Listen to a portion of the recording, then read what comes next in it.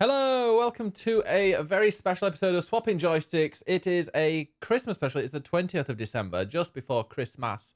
And as you can see, we are joined by someone special, not Ed. Not me. Not Ed, you're not special, but I will introduce you first, but because I'm going to give you the microphone, because I've just been at a work Christmas party, so I've had a few drinks. I'm going to leave most of the talking to you. If I do fall asleep, please poke me to wake me up. But Wow. Don't fall asleep. That is not a reflection of you, Issy. I've had margaritas. Oh, well, we know what you're like with Yeah, it's either me tequila. sleepy or a whore. It's one of the two. Good. Anyway, who are you? Well, I'm Ed Nightingale from Eurogamer and whatever else. Yes, thanks, Ben. And we are joined by Issy Van Der Velde, freelance journalist, Hello. pro gamer, Hell yeah. who knows much more than we do. I doubt that. How are you doing today? I'm good. You guys have also plied me with a few drinks, so apologies if I slur my words a little bit. It Cheap helps. carver on the way, and I was like, Yeah, well, exactly. if I'm going to come back drunk, I need to get you applied. Nice. So tell us about you, Izzy. What do you do? Where do you work? What is your life about? Okay, so so I'll just talk about my life in games. How about that? So I've been a professional games journalist for almost pretty much 4 years to the day now. Started at the end of 2020. Started out as a list writer at the Gamer. Ended up just annoying all my editors there and being like, hey, can I do a guide? Hey, can I do a feature? Hey, can I do That's news? always the way. Exactly. So I worked my way up to a staff writer there. I was also freelancing a little bit on the side. I was very busy at the Gamer, so I didn't have much time to freelance elsewhere, but I started in 2021 properly freelancing. And then news editor at the Gamer until 2023. I was also doing guides and features editing there as well. Then I became the lead news editor at .esports for about 9 months until all the Gamers redundancies happened. And that hit me almost a year to the day as well. Wow. So I got made redundant just before Christmas, which I discovered is a uniquely evil time to lay people off because no one's accepting pitches. You kind of have to wait until the new year to get anything done. And then you're just stressed all Christmas. So this year I've just been freelancing the whole year. It's been a year of ups and downs, best and worst year of my career, I'd say. Where I don't know if you guys have heard the phrase feast and famine before. Yep. Yeah. So this year has just been all of that. I'd have some months where I was doing 2 news shifts a day and I had reviews and features. So I had no time, but I had rent money at least. Now I'm finally settling down a bit. I've got a proper freelance contract coming up with Games Radar. Hey, So from Congrats. January onwards, thank you very much. great. From January onwards, full-time I'm going to be work. there. Yeah, I'm so excited. From January onwards, I'll be there 5 days a week, just 9:30 to 5:30. Still able to freelance elsewhere, which would be really great. Because, like I said, lots of low points this year where I've been stressed about, oh, fuck, how am I going to... Can I swear on this podcast? Yeah, Yeah, please. please Please. Where I've been like, oh, fuck, how am I going to afford rent next month? My poor landlords, they need money. Oh, of course. Yeah, can't let them go with I that. know. Oh, God, don't tell us about. So, Ed, you made your way up here. Did you go up 6 flights of stairs? No, Oh, I no, went no. down and brought Yeah. Izzy up. So You You know told me how- about the lifts, yeah, I've explained. 3 years. 3 years no working. It's- That's yeah, atrocious. it's Well, my ridiculous. flat, I'm only on the 3rd floor. That is the top floor, but there's no lift because it's not that many flights of stairs. Yeah. Yeah. But no, as well as that kind of financial insecurity, this year's been really good because I've been able to work with Inverse and Rolling Stone. So spreading my wings a bit and working with new editors and new writers and getting to go to a lot more events, because when you're part of a big team, you only send one person. When you're a freelancer, you just pitch every opportunity you get to everyone. Yeah. And, often you'll get accepted by someone. It's been, like I said, ups and downs. First year I sent myself to Gamescom completely out of my own pocket. Nice. So that was cool as well. So, yeah. We were also at Gamescom. It was stressful. It was. Gamescom is a lot. Yeah, was that second year or first? I can't remember. Second? Second, yeah. I'm It's my second time as well, right? Yeah. I don't remember. It all blurs into one. Yeah. Well, we're going to chat a bit about your games of the year and your favorites. I don't know. What was your favorite list? Because you said you do lists that. Are there any that really stand out that you did? I don't think I actually participated in any Game of the Year lists this year. Oh. Just because... I mean, when you did lists for the Gamer, are there any that you did that you really loved writing? Yeah. Oh, Trombone Champ. That's in VR love now. I that really game. want to play that in VR. We should get it. We should definitely get that. I remember getting like I think my boss there, Stacey, she put a Slack message like here's Izzy's game of the year list. He's put trombone champion on it in case anyone's wondering how seriously he's taking it. But I did it was a silly game, but it was really good fun, and I think I liked the moment that the game created. For sure. Everyone was playing it for like a week. Yeah. And it was just so bizarre. Yeah, I loved it. I just thought it was silly, stupid fun, but that's the kind of silly, stupid fun games can be about. That's why I loved it. So yeah, we will get into your sort of games of this year, but I guess generally speaking, what is your taste? What sort of games do you tend to play? I think so. I'm an only child, so my dad was a caretaker of a block of flats and would wake up super early and fall asleep at like 3 p.m. My mum always worked full time and also did like most of the cooking and stuff at home. So a lot of the time I was just alone in my room playing video games. Mood. So I definitely You did that intentionally. You wanted to. Yeah, I just don't like people. They were like, "Come down, Ed. Come and chat with the." No. No, I'm playing video gaming. games. Gaming, yeah. So I think like narrative-driven single-player games are my preference, which I know doesn't really narrow it down that much. Like those can be in literally any genre. I appreciate that. But that I'd say those kinds of games are the ones I gravitate towards. I don't really care if they're FPS, third-person, action adventure, hack and slash, like anything that's just got a good story and a single player. That's like my kind of thing. Well, your PlayStation review of the year came out, and how many multiplayer hours have you got? 0. Wow, that is impressive. Yeah, I do not play games with other people. Never even played like Helldivers? No, I haven't touched that The thing is, actually. you played I probably loads- should You played loads of Final Fantasy 14, and I don't understand how that doesn't count as Yeah, a how does that multiplayer not game. count as multiplayer? because I didn't play with anyone. But also, yeah, you don't. Yeah, you even do all I the did the dungeons. whole thing solo, all the Wow, dungeons, okay. everything. Impressive. Yeah, I don't like people. No, I'm the same. Like gaming for me was I was at home and my parents doing their own thing, and I'm in my room just having fun playing video games, and that's what I wanted to do. So I'm very much a single player kind of gamer, and I don't get like Fortnite and Overwatch and big multiplayer games. Just not for me. I can't deal with other people. Remember, I downloaded Fortnite like maybe the first year it came out.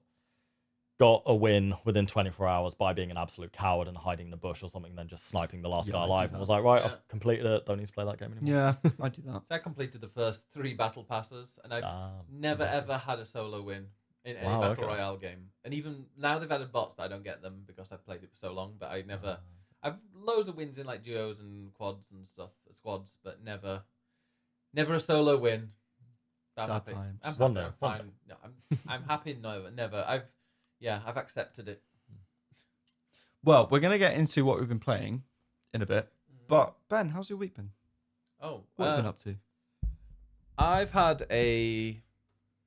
Yeah, it's all right. It's been busy. Today we're recording this the evening that the reason why I've had a couple of drinks was it was our. Ben's pissed. I'm not pissed. I have sobered up, but no, we had our works, like drinks with like 4 of us, which was just great because we just sat and chatted, and then I'm like, oh crap, it's 5 o'clock. I need to really leave.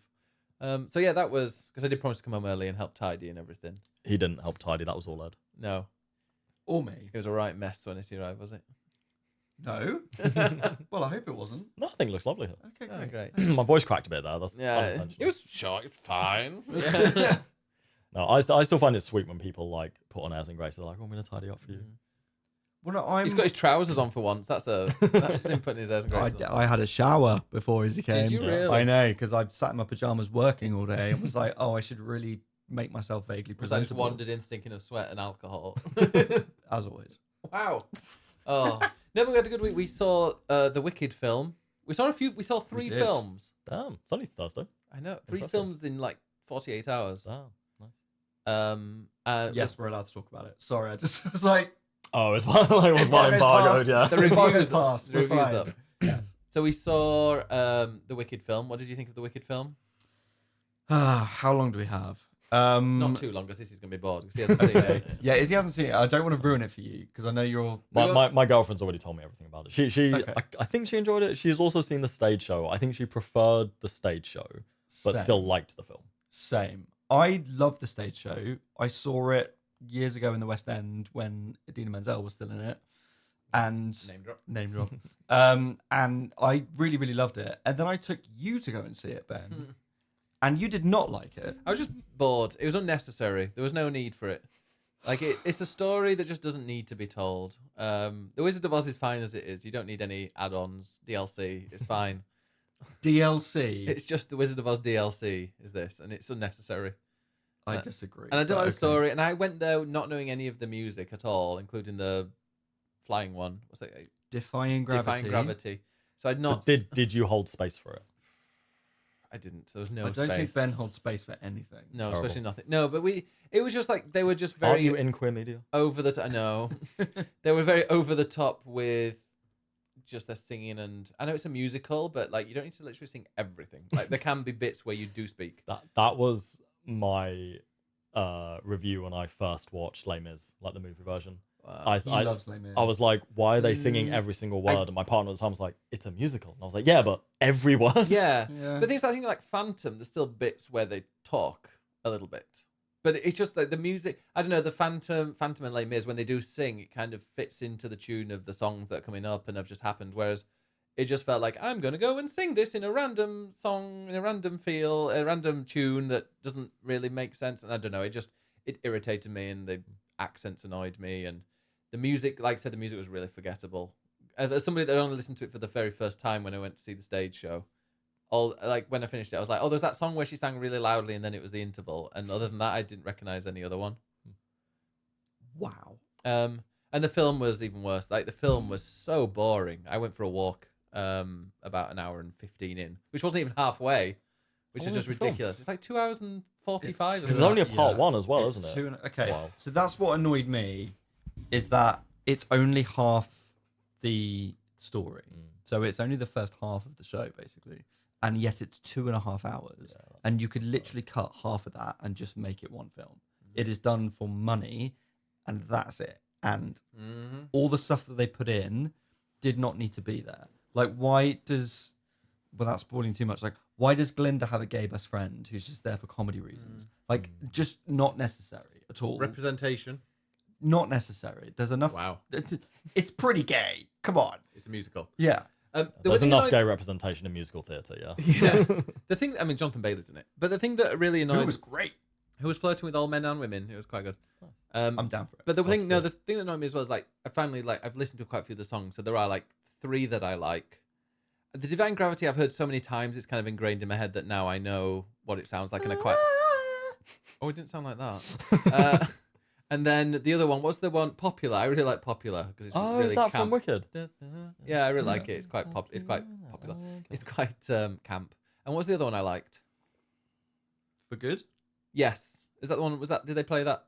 No, that's in the second No, one. what's the one that they did sing? There's another one about 2 people. I'm not that girl. No, I hate that song. What's the other one?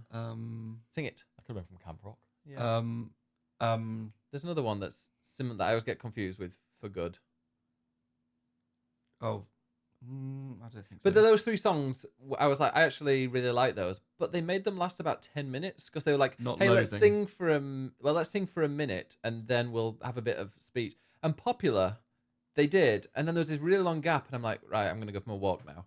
And I'm like, but I feel like the song hasn't quite finished. And then like a minute later, they were like, blah blah blah, the end bit. I was like, oh, finally, we're getting to it. that trying to find that that is song. what annoyed me about it, is they've really extended it, and like Defying Gravity takes about 15 minutes, but it's like a 3-minute song.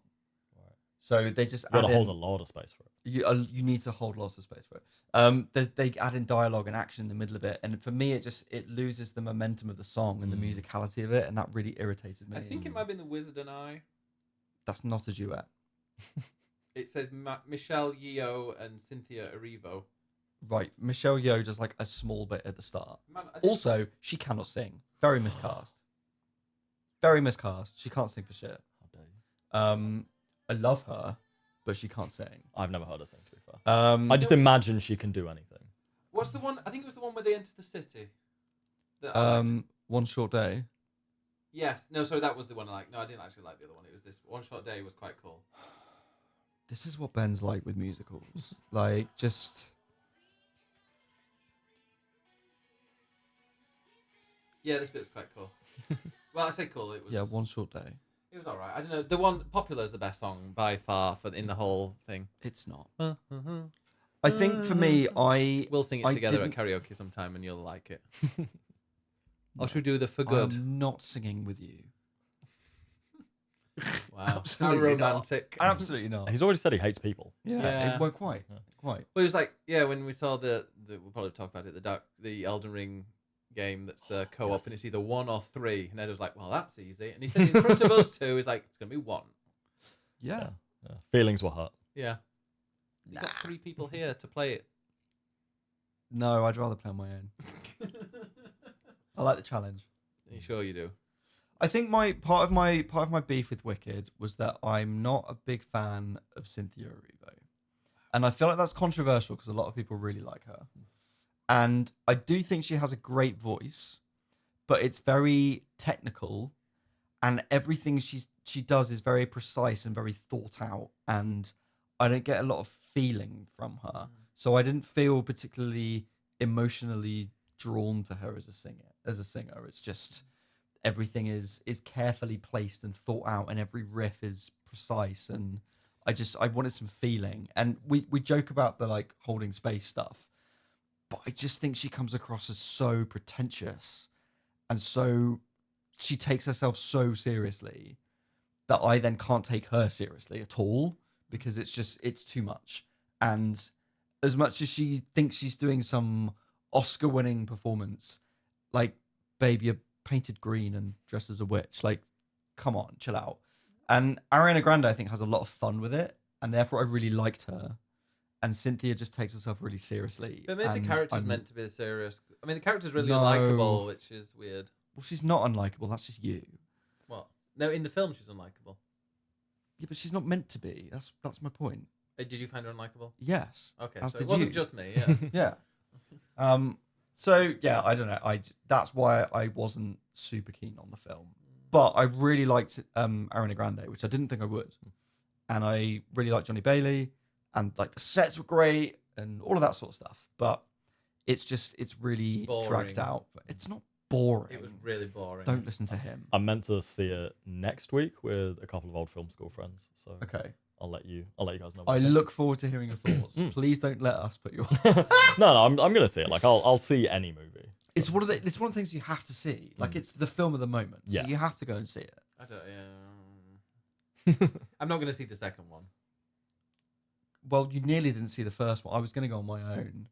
And I felt guilty. Because I had a day off and I thought, I'm going to treat myself to a solo cinema date. That's nice. Yeah. And then I was looking at times and then I was like, well, did you want to see it? I'll be the nice boyfriend and say, do you want to come? And then you were like, do you know what? Actually, I will. And I was like, oh, okay. Yeah. So, God damn it. So then I knew you weren't going to enjoy it and I knew you'd be bored, but you came anyway. And funny enough, I was right. Didn't you fall asleep? I was quite tired. It was the day after the Game Awards. Oh yeah. So that's- having stayed up till okay. 4 a.m., I was quite tired. I Did you have to cover it? So I thought, I'm a freelancer this year, I get off scot-free, and then Rolling Stone asked me to cover it, not live, but just to do like a sort of roundup. So I thought, beautiful, I can just watch it as a viewer, I can tweet some memes and shit, I can see what people are saying, this is gonna be lovely. And then Games Radar asked me to cover it live. So both outlets were fine with me like kind of doubling up. There was no crossover, but it did mean that I did my NME shift from 9 a.m. till 1 p.m. and then I had a break until midnight, and then I worked from midnight until 5 a.m. and I was the only UK person at Games Radar on the shift as well. The rest, wow. like sensibly, everyone else was American. I assume they're all American. They're all working the American time zone shift anyway. And then the next morning, I slept for a few hours, woke up, immediately got on the Rolling Stone list of best, worst, and most what the fuck moments. So, God. Okay, and so then that was were Thursday, your wasn't best, it? worst, and What- what the fuck? Then Friday, I ended up going out to a club. So I was ruined great. all of the weekend. Yeah. Best, worst, and most what the fuck moments. Best moments, yeah. The new Elden Ring game, that was obviously up there. Yeah. Naughty Dog is actually making a new game. Yeah. That was one of the best Not the moments. last. I was listening to Jeff Gersman, and he was saying that having something like that is probably going to keep some of the staff there, and it's like, don't Yeah. we're not going to go back to Last of Us 3. Let's try something completely new and get Yeah. people excited about it and devs and keep them there happy. So they'll do Last of Us Part 3 next probably, but like this is the fun game that they can do. In the meantime. Look, I'm a huge Naughty Dog fan. I mean, like my first ever tattoo is a Crimson Guard from Jak and Daxter. So one of my favorite games. One of his favorites. yeah, it's phenomenal. Like Jak 2 Renegade, perfect game. I love their He older only games. likes the first one. Yeah. This is from the second and third ones. I was like to say, I don't really recognize Yeah, it. no, 'Cause it's I from played Jak it- 2. Yeah, Yeah, Jak 2 I played for like 3 or 4 hours, and I was like, this is like a not GTA, but it's an open world type thing. It was for other people. It marked Naughty Dog's shift into more like serious storytelling, Yeah. basically. I should give it a go, to be honest. You should. Yeah. But no, so I love their games, and I was a huge fan, and then I don't know, like I used to adore The Last of Us as well, and then everything coming out with Neil Druckmann and like his inspirations behind the game. I mean, like I'm Jewish and Arab, so I mean I'm not going to get into all of that on a gaming podcast, but like Feel free. that whole thing is like it's a lot, but I am very like pro-Palestine, and I've even written about like pro-Palestine causes before, like and how they relate to gaming. So learning Neil Druckmann's inspirations for things did kind of sour things for me. I think that's pretty understandable. Yeah, so which is a shame, because it's not the kind, it wasn't anything I got when I first played the game.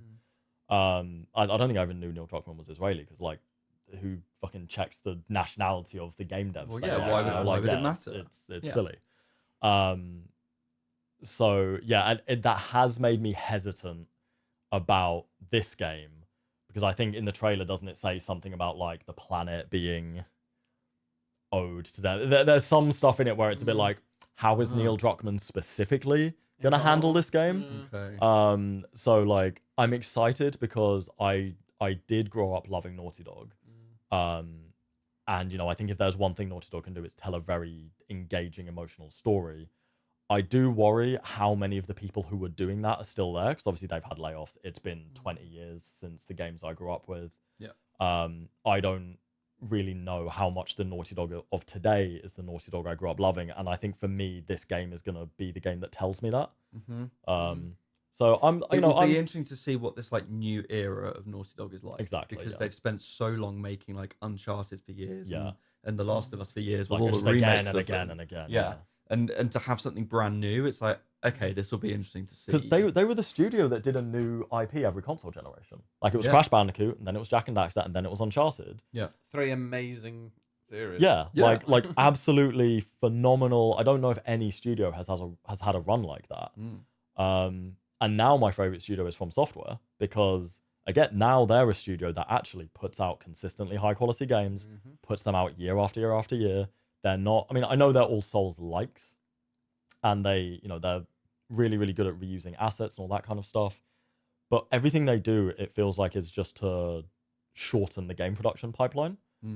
And it's not like everything's a sequel. Like Bloodborne is a Souls-like, but it's not just Dark Souls 3 or Dark Souls 4. Yeah, like it's its own game. Same with Elden Ring. Like lots of things have clearly been taken from Bloodborne and Dark Souls, but it still stands on its own two see feet. the evolution. Exactly. What do you think of Armored Core? Because that's kind of does it reuse the assets within the game itself? Like the different levels look kind of similar. I don't know. You're the one that's played it. Well, it's quite limited visually, I guess, Yeah. in terms of its environments. But it's a game that is about action more than Yeah, anything. you clear And through and those levels quite fast. You're not meant to like be sitting and looking at the scenery. Yeah, and they nail the feel of the action, and that's what's important. That's why that game is great. That's the only game I've ever rated a perfect 10 out of 10 score, and I stand by it. I think it's absolutely perfect game. It is brilliant.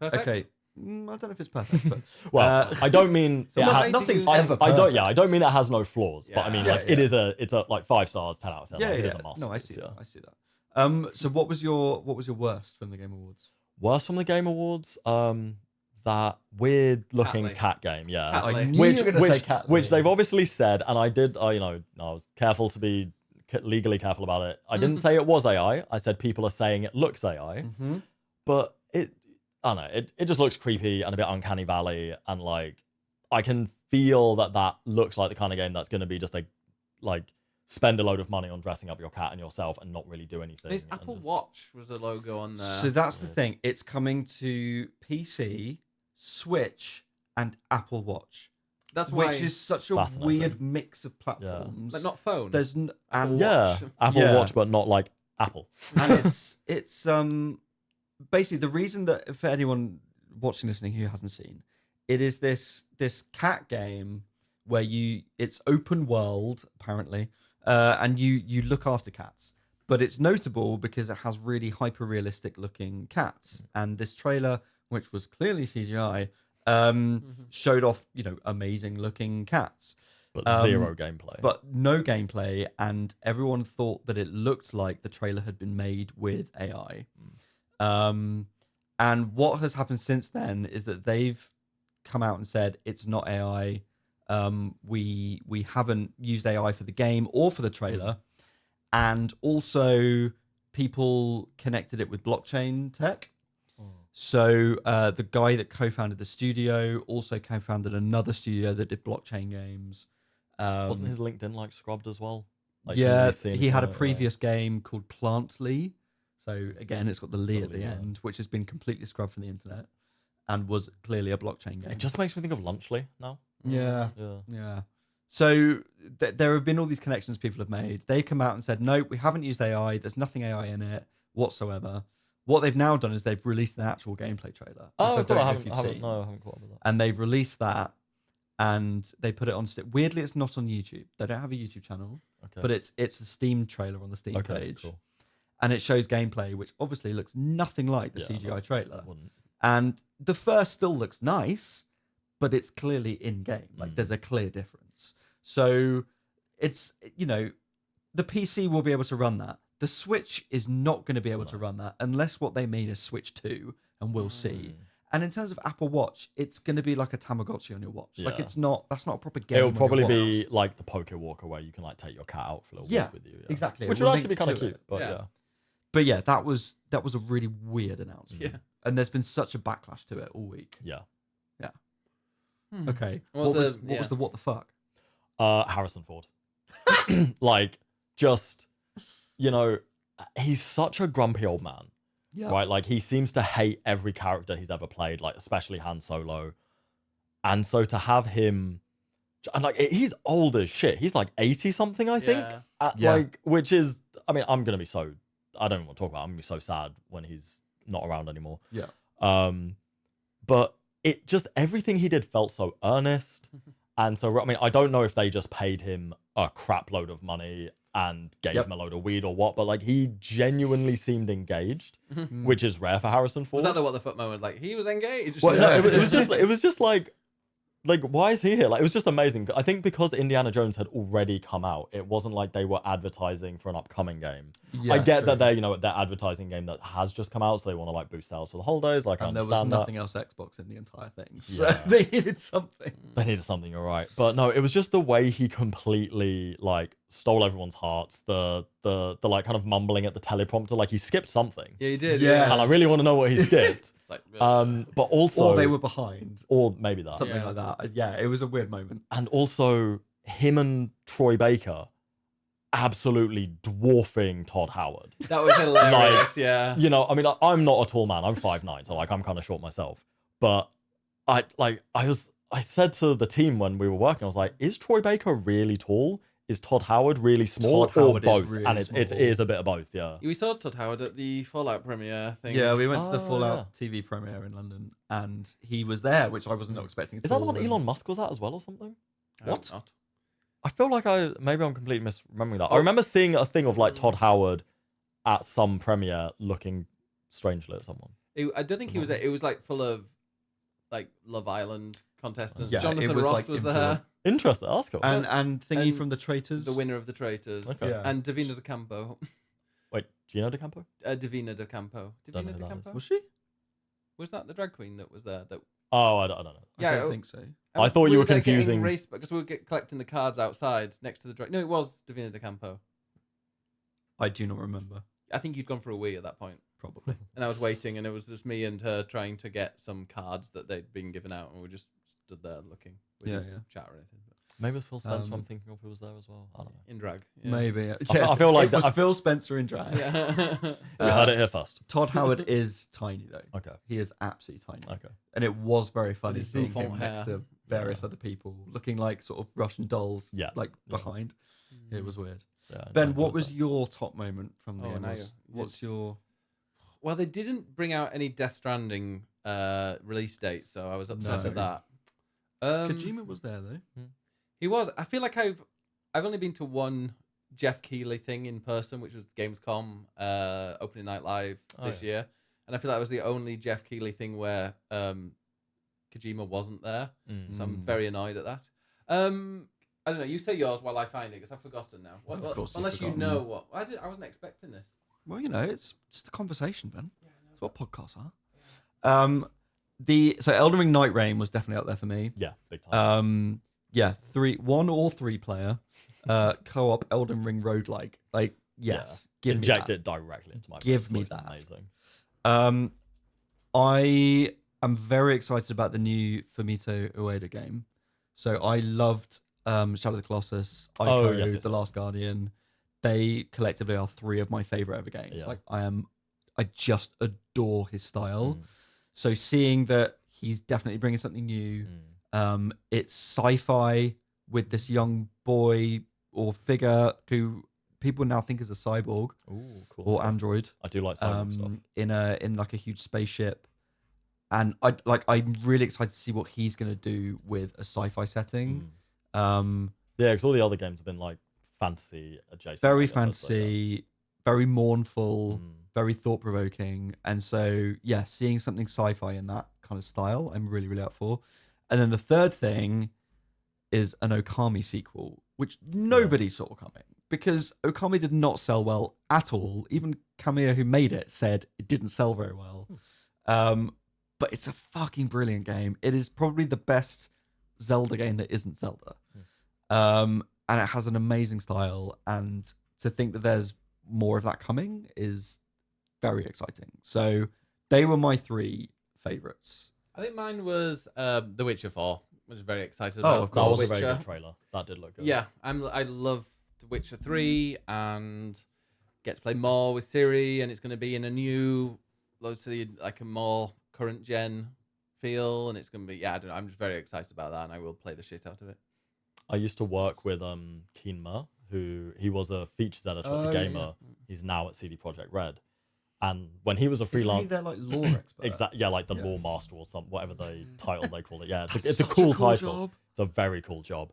And like before Keen was at the game, I mean, even when he was at the Gamer, but before the Gamer, his whole thing was like he was the Witcher guy. Yeah. Like he did a feature for someone where he just drank all day, but in The Witcher did like a bar crawl with Geralt.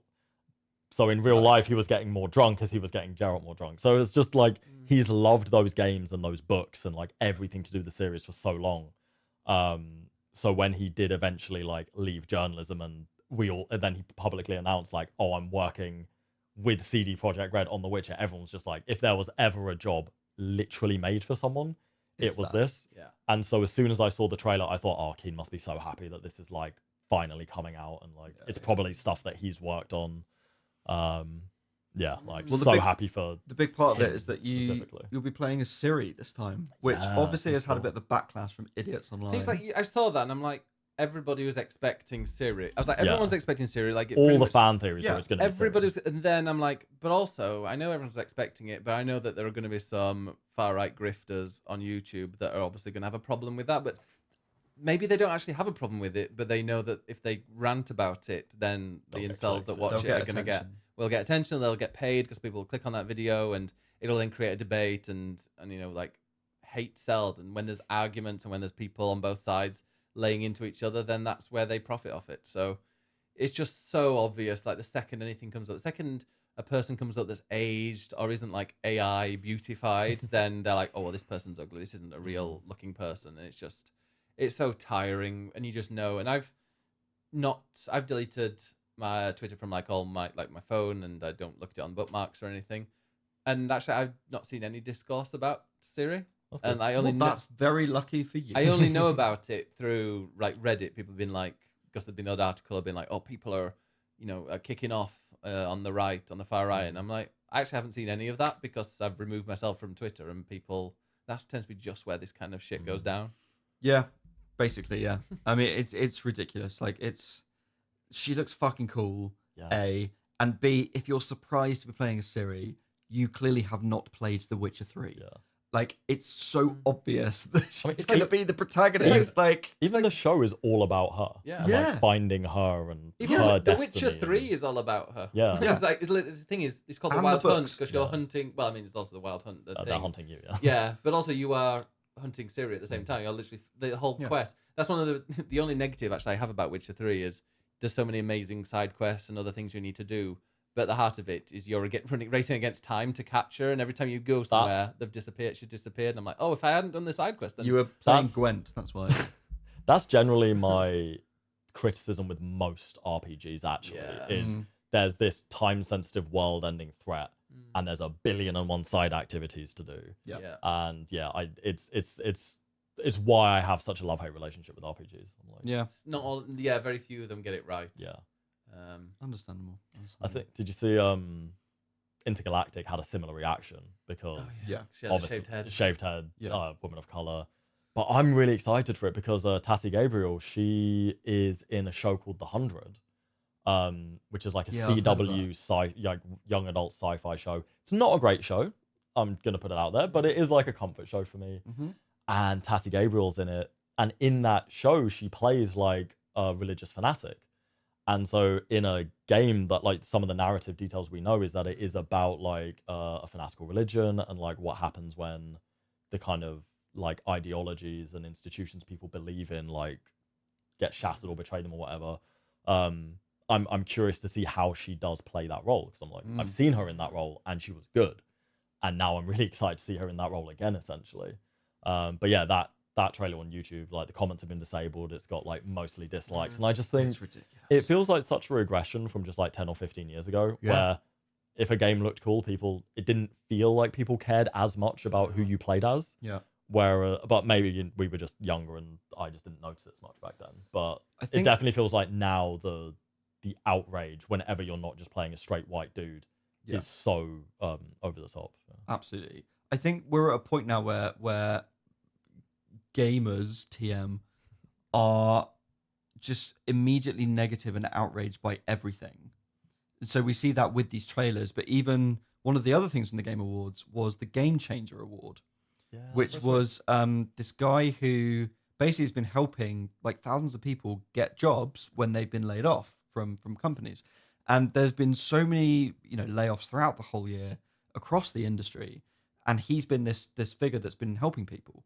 And so Jeff Keighley's way of acknowledging all the layoffs, which I can see why he did it, Yeah. was he to did basically better than he ever has done. Yeah. Yeah, Which was isn't much. Yeah. I mean, it's not saying much. It's a low but- bar, but like Yeah. it's a step in the right direction. Yeah. So to present this award to this guy, I think was a good thing, and he's clearly deserving of it. And people then went digging and found that this guy works for Tencent, which is obviously massive Chinese conglomerate that owns a lot of games industry companies and things. And immediately they're like, oh, well, you're a shell, or you're in the industry, you've probably laid people off, and thinking that Jeff Keighley's just awarded him for his own vanity and all this sort of stuff, and calling this guy a fraud. But even going like as far as sending this guy abuse online, they've been anti-Semitic to his wife, like horrendous stuff that this guy has endured purely because he won an award. And it's that thing of people just immediately jump to the negative and jump to conclusions And he worked for Tencent and just hate on after- everything. After we worked for Tencent. Like he got the job at Tencent after he'd set this up and already Yeah. been working on it for ages. And I think it was a certain YouTuber or person online that was like, Colin Moriarty is who it was. Okay. Oh, was it? Okay. "This is a surprise." But he was. I'll name him. He was saying that I don't know if it was him that's saying it, or there was other people that were saying that like, oh, it's just like a little database that people put their names in, and it's like, no, it's over 15 different sites that are very, and there are loads of people that have used it like really high up in the industry saying, oh, I use this. It's not just a thing, it's actually really helpful. And That's it's good. like, why did they even have to go and come out with all this defensive stuff? Just because the second somebody sees anything interesting or newsworthy or positive, it's like, let's find the negative. Let's Yeah. go and bring that person down. I think That's I mean, internet culture these days. the negative reaction to Tencent is just racism, because it's like Microsoft is a massive conglomerate. Sony is a massive. I mean, Sony's trying to buy Kadokawa, which is like one of the biggest media enterprises in Japan. Like that's a dangerously big merger. Yeah. And yet so many people love it. But as soon as Tencent acquires a stake in anything, it's like, oh, the Chinese are coming to get us. Because it's the government apparently. Yeah. Yeah. Is there a government? Is there any connection to the government with Tencent? I think. Well, I mean, I've not. A good journalist to ask about this actually would be Lu Hailiang. I worked with him at the Gamer, and he is like British-born Chinese, but lived and worked in Beijing for a while. Gotcha. And he has reported quite heavily on Tencent. I've never looked into Tencent that deeply, as in the same way, like I've never specifically looked into like how is Microsoft Flight Simulator used to train like US fighter pilots? Like probably, but I've not checked myself. I know insofar as every company in China has to abide by the rules of the CCP, like yeah, but again, it's still a capitalist company in and of itself. So like when the CCP like does video game bans, that does hurt Tencent. Insofar as it hurts its stock price, which when you're a company like Tencent, you are also beholden to your shareholders. So again, I don't like any of these mega capitalist conglomerates, but I don't hate Tencent more just because it's Chinese. Like that's insane. I think they're all capitalist and shit, and I wish more game companies could just be a bit more independent. But it does feel like a lot of the backlash to Tencent specifically is because it's Chinese. Yeah. Yeah. I'd agree with that. Well, that was the Game Awards. Oh, we did do the films that we spoke about. I was going to say, we need to go back on the films that we went to see, which was after the Game Awards. We saw Sonic 3. We did. Sonic the Hedgehog 3. Sorry, I thought it was called Sonic. Oh. No, it's Sonic. Give it the full name. Sonic the Hedgehog 3. Yes, which I was very excited about. I guess you were excited as well, because you liked the first two. Yeah, I was just tired. I really enjoyed the first two. We went to a screening. So I don't know if you've ever done a film review, and they do like the family screenings, the sort of family and media screening. Oh, sorry, I thought you meant like as in for kids. You mean like for the Cruise family and stuff like that? Well, I don't know. I don't know who goes to these things, because media get invited, and that's where like reviewers go. But then it's like this thing for families, and I'm like, are you all connected to the film, or is this just like other families? I don't know how I've been it to works. those ones, funnily enough, when I was like a teenager and my friend was writing for a film review site. Right. As a journalist, I've only ever been to the ones that are like press and influencers. Right, okay. I don't know if they've also called them family ones, but I know I've gone with journalists and also been like, oh, there's all the influencers. Yeah. Move over. We seem to be like huddled to one side off the camera. You keep moving the mic. Well, that's they why. can still hear you. I didn't shower right before, so apparently I smell. Me neither. Yeah, no, we went to, so it was one of those, but it was like Saturday morning at like 10 a.m. Oh, rough, okay. And we No, I've stayed only up ever late. gone like... And we'd stayed up late because the Game Awards the previous 2 nights ago and whatever. So yeah, it was a lot to get up in the morning and then be surrounded by children screaming at Sonic. And okay, cinema etiquette. That's why I don't go to the cinema, because nobody follows it. People don't know how to behave. I keep seeing people talk about this, right? I think I've been really lucky. I have never dealt with like people being on their phones or talking too loudly. Ever? Talking too loudly, yes. Being on their phones, no. Oh, you're lucky. Like, yeah, I do genuinely think I've just had phenomenal luck, because I know if I saw it, I'd immediately be like, stop that. Like, Yeah. I'm here to enjoy it. I will throw myself. popcorn at people if they irritate me. Maybe not children, but equally children learn to shut the fuck up in the cinema. Like this is a quiet life place. skill. Shut the fuck up. And just screaming children, and then the adults are like shouting at them, and it's just shush, we're trying to watch a film. And there are 2. Basically, I'm not going to spoil anything about the film because there are some big spoilers. There are 3. There are multiple post-credit sequences. 3. Okay. And we were waiting at the end, and there were 2 guys, like adult men, stood in front of us who were just standing there watching, and we're sat behind looking at the screen like, can you fucking move? Like, they could have just moved slightly to the left or right. Just sat down. Or just sat down, or just sit down. It's like But you're they waiting for this post-credit scene, but you're standing up. It's like it's not a bar. Go and sit down there. It's like we're literally behind. They didn't miss that we were sat there, but like, do you not think that we are sitting here because we want to see the post-credit scene? Yeah. Ridiculous. Oh, I was furious, but yeah, assholes. Anyway, besides all that, it was a good film. It's a fantastic film. Best film I've seen all year. Ben, surprisingly, I mean, look, Ben's not a film person, so Wow, are you take that discrediting with my a pinch, opinion? Take that with a Wow. pinch of salt. I took that to mean you haven't seen many movies this year. No, I don't watch films. Okay. I don't do films. They're boring. But I don't have the attention span for them.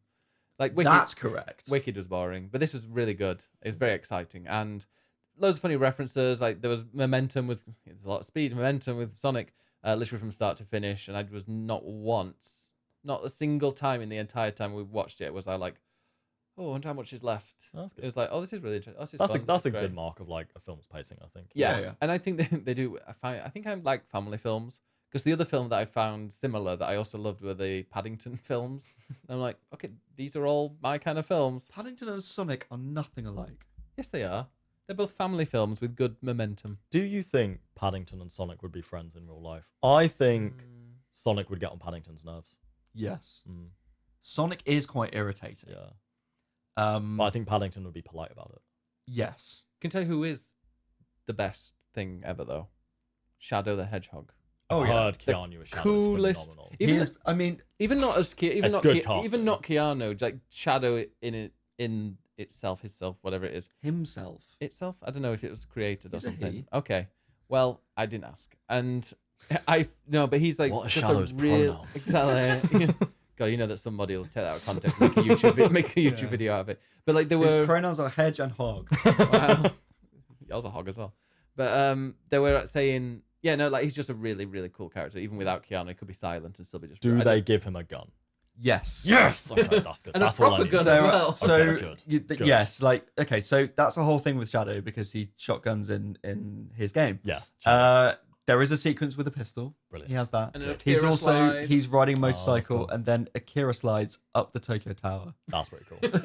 Like it doesn't get much cooler than that. Yeah. And then he's voiced by Keanu Reeves. Also, doesn't get much cooler than Who that. I forgot about. I didn't realize he was until the end because I don't recognize voices because I don't watch Is- films. is but, it- like, Is he doing a voice or is he just Keanu Reeves? I think it's No, got he's like- doing a voice. Okay, that's good. Nice. It's not I'm glad. like listen to him talk. It's not the same. Okay, he's that's good. putting on a slightly deeper, gruffer voice. And I guess But it is perfect for Mm, Shadow. yeah. Like, I can't imagine anyone else voicing that character. Okay. That's And cool. also the one of the best things about it is it doesn't focus on the humans that much. It's mainly on them because Christopher Marsden. James Marsden. Okay, Chris Marsden's the old man, isn't he? That was I in don't know. Hairspray. I think so. But anyway, I don't know. Someone was in We're Hairspray. done talking about musicals. We've moved I on. love Hairspray. That's the only So do one I I. like. But they're in it very, very little, which I appreciate. However, the one human that is in it a lot, in fact, double the time, is the incredible Jim Carrey, Oh, the greatest of actor course. to ever live. He's so good. So I didn't include this in my review, Mm. but because I know that a lot of people like him and will enjoy him a lot, he's just not my taste. He's not for incredible. me. He's What, amazing. just generally or Yeah. in Sonic specifically? No, in anything. I think if you Wow, like Jim okay. Carrey, then you will adore him in Sonic because Yeah. it's the most perfect casting you could Okay. Yeah. possibly. And that I think of. appreciate. Like he works for the character. I just think he plays the same role every time, But and I find him quite irritating. It's a bit over the top in like I love Jim Carrey and I love Terrible. Jim Carrey ever since seeing The Mask as a kid and collecting the pencil toppers from. See, that was a great film, but now I just see that in everything he does. no, Do you know what I watched when I was far too young to be watching it? Me, Myself, and Irene. It's Jim Carrey and Renee Awesome, Zellweger. man. Isn't it really good? Isn't he really good in that? I think he's brilliant in everything. Because what was it? Is it Eternal Sunshine? Is that him Yeah, as well? that's him. That is a and good he's film, fantastic in that. and he is Truman very Show. different in that. I'll give Truman him Show that. is really good. I love the Truman Show. Yeah, I really, really like. I'm on. Yeah, I love Jim Carrey, and when he retired after Sonic the Hedgehog 2. I got the Hedgehog in this time. He said that he retired, and then I think he said he was bored or needed the money, so he came back to this. He said he was waiting for a golden script. Yeah, that was it.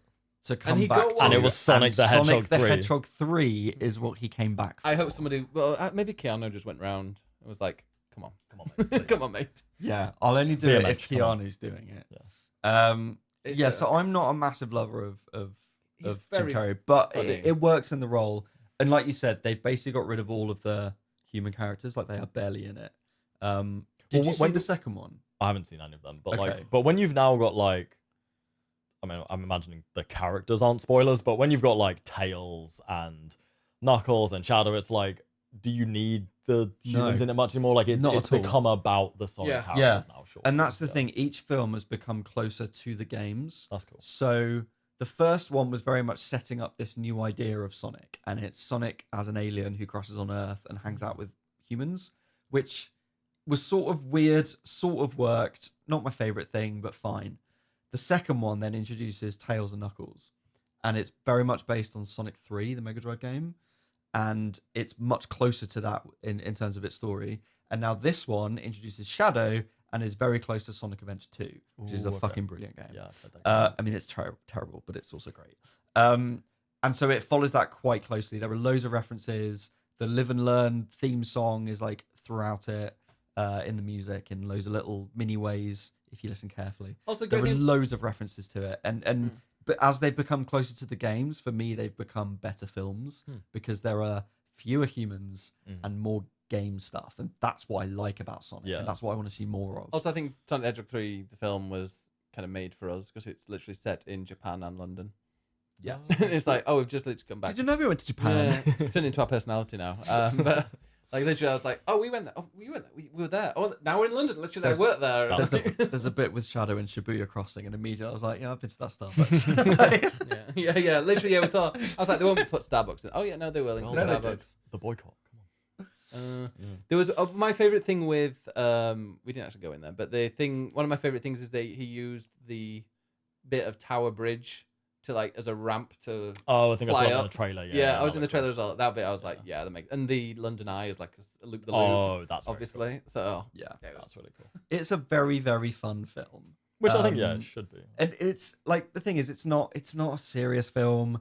It's hard to sort of review it and criticize it in a super serious way because it's a fun family film, and in that respect it's great fun, and I think families will enjoy it, kids will love it, and fans will love it. I'm a big Sonic fan. I grew up with Sonic, and I really enjoy playing Spot the Reference and just seeing all the little bits of all the different games that are in there, and I think if you played a load of them you will absolutely adore. But as somebody who hasn't played Sonic, who didn't maybe like when I went over to my friends, I played a tiny bit, but I loved it, and it makes me want to play it, even though I haven't. You should play Sonic X Shadow Generations. You shouldn't play any Sonic games. Just enjoy the films, be happy, and I'll just imagine that Sonic games are good, and I'll exactly. Think like, oh man, I must be missing out on so much fun. But think it. I hate you both. Because we're right. No, you're not right. Sonic games are great. They're not, but they're great. When you're 5, Wow. Wow. Yeah. Anyway. And the other film, very quickly. What was the other film? Hot Santa, or was Hot Frosty? Oh, we can't talk about Hot Frosty. I keep forgetting the name because it's such a ridiculous name. No, we can't talk about it. Talk about it quickly. It's so bad. Explain the plot without giving anyway like the spoilers, but tell Issy what the plot is. So, a molded, sculpted, supposedly hot snowman comes to life as a real man, and meets a woman, and you can imagine what then ensues. Like he's a snowman, but come to life. But so he looks human. Oh, but obviously, he's really cold. all the time, which apparently is funny and comic. And he's really he's got 0% body fat and looks a bit gaunt and a bit weird. It's the guy from Schitt's Creek who plays the vet, who is really hot in that show, and in this film, not attractive in the slightest, but he's meant to be really hot. I don't know if you've ever slept with somebody in real life who is cold, but it's off. Yeah, I have. It's off-putting. Cold in personality. Cold-hearted, maybe. Yeah. Physically cold. No. Like they have cold genitals. Genitals? Yes, which you wouldn't think most people did. Who has cold genitals? Oh no, some people apparently. Sweaty as all sorts. Oh, shut up. But yeah, like I couldn't fuck a snowman, dude. No. Like, no. It's imagine deeply if off-putting. Imagine if you're sitting with someone that's got cold genitals and like you were they were entering you, and you're like, the last thing you want is a cold shock. Like brain as well. freeze. Like, oh. Well, it must be big, but yeah. Like... Anyway, but yeah, like you don't. Yeah, last thing you want is them to start putting it there, and you're like, "Ooh, okay, warm it up first." Yeah, you need to rub it a bit more. Yeah. Wow. Well, that's Hot Frosty. Don't watch it. It's terrible. But if you want, I never saw his carrot. he didn't have a carrot. Not realistic. But also, it was like people were commenting on it how it's really like weirdly predatory because the thing is that the man, the Frosty guy, he's a snowman come to life, and he has a very, very, very childlike mind. Oh, it's like Born Sexy Yesterday. Yeah. That's Yeah. it. Right. Okay. And then there's like old women that are really perfect, like, oh, well, come with me, I'll take you Like to do proper this. cougar vibes. Yeah, and I'm like, this person's like the brain of a 5-year-old, and you're really sexually. I don't know. It was a weird situation. Yeah. Don't watch it. I watched Subservience the other week. I don't know that. It's that film with it's the guy from like 365 Days, the hot Italian guy. It was the terrible BDSM movie. Oh, okay. Yeah. Like 50 Shades of Grey, Yep, but I remember worse. that. It's him That. and Megan Fox, and she's Oh playing God. like a robot that is designed to just like help out around the house, and obviously they end up fucking. But I watched it and I was like, this is terrible. But it's just proof that if you just put 2 hot leads in a film, I'll probably watch it. I mean, same. Like I have like an hour and a half, hot people, and Exactly. they'll be like, "Cool, that was something." I'll give it a go. Yeah, Do you watch 300? 300's great. I've never seen it. 300 With Gerard Butler. Yeah. Yeah. Oh. Great You were- film. Was it? Yeah. I don't know. I didn't know. I didn't watch it. I thought it was just a film. I thought it was like Gladiator for horny people. No, it's genuinely a good film. Oh, okay. Yeah, when See, Zack Says Snyder the was guy good. that doesn't know films. That's what I said. I didn't know what it was. I thought it was just like a horny It film. is. Watch It it. is Gerard Butler looking really hot. Yeah. Yes. But Thing like is- also it's good. The problem yeah. is, I think that came out. I feel like it came out after I'd been obsessed watching the Phantom film with Gerard Butler, and he's not hot in there as the Phantom. Well, he's hot in 300. Okay. Yeah. Yeah, it's not my type, but yeah, sure. Anyway, that's enough film chat. This is Yes. meant to be a gaming. Give Gaming me house. Orlando Bloom in Troy, or what's his name in Troy, Brad Pitt. Yes, it was Brad Pitt. I think. But there's also, I think there is Orlando Bloom in that. maybe. You just Controversially, want a twink. controversially for me, my like the fitness aspiration I have, and again I say this as a Jew, is Edward Norton in American History X. Minus the swastika tattoo, obviously, but like that build, I'm just like like I think him in that film, even with the swastika, I'd let him have a go. Even with the swastika. Yeah, he's so hot in that movie, man. He looks so Don't damn know what the good. film is. He's just a neo-Nazi. Oh, Yeah. is it documentary or No, it's not based on a true story? I don't think so. Yeah. But no, it's just about a neo-Nazi who he ends up in prison, befriends a black guy, realizes his whole worldview is bullshit, and then I forget the ending, but yeah, complete spoilers for American History. Yeah. Well, yeah. The thing is, like, Well, I go watch older it. older shit film, We'll but watch yeah, it, we'll watch it. I'll be down for watching it. I know they're the type of people that really piss me off, and it's great that they change their minds. But it's like the typical kind of Republican who's like, I was a Republican and homophobic until my child came out as gay, and I was like, oh, so until it affects you like personally, then that's the Oh, it's reason. full NIMBY attitude. Yeah. I think it's a good way of showing like a lot of the reason people can get caught up in that kind of extremist ideology is just because they actually are in a little bubble.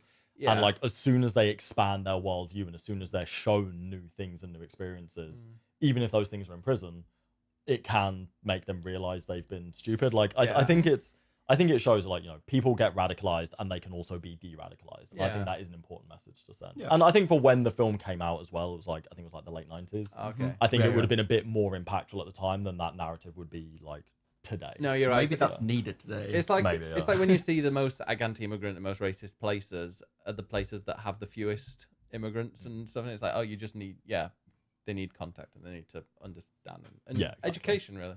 Yeah. Anyway, where were we? Games, getting back Games to games. that we have Swastikas and- played this week. What have you been playing this week, Ben?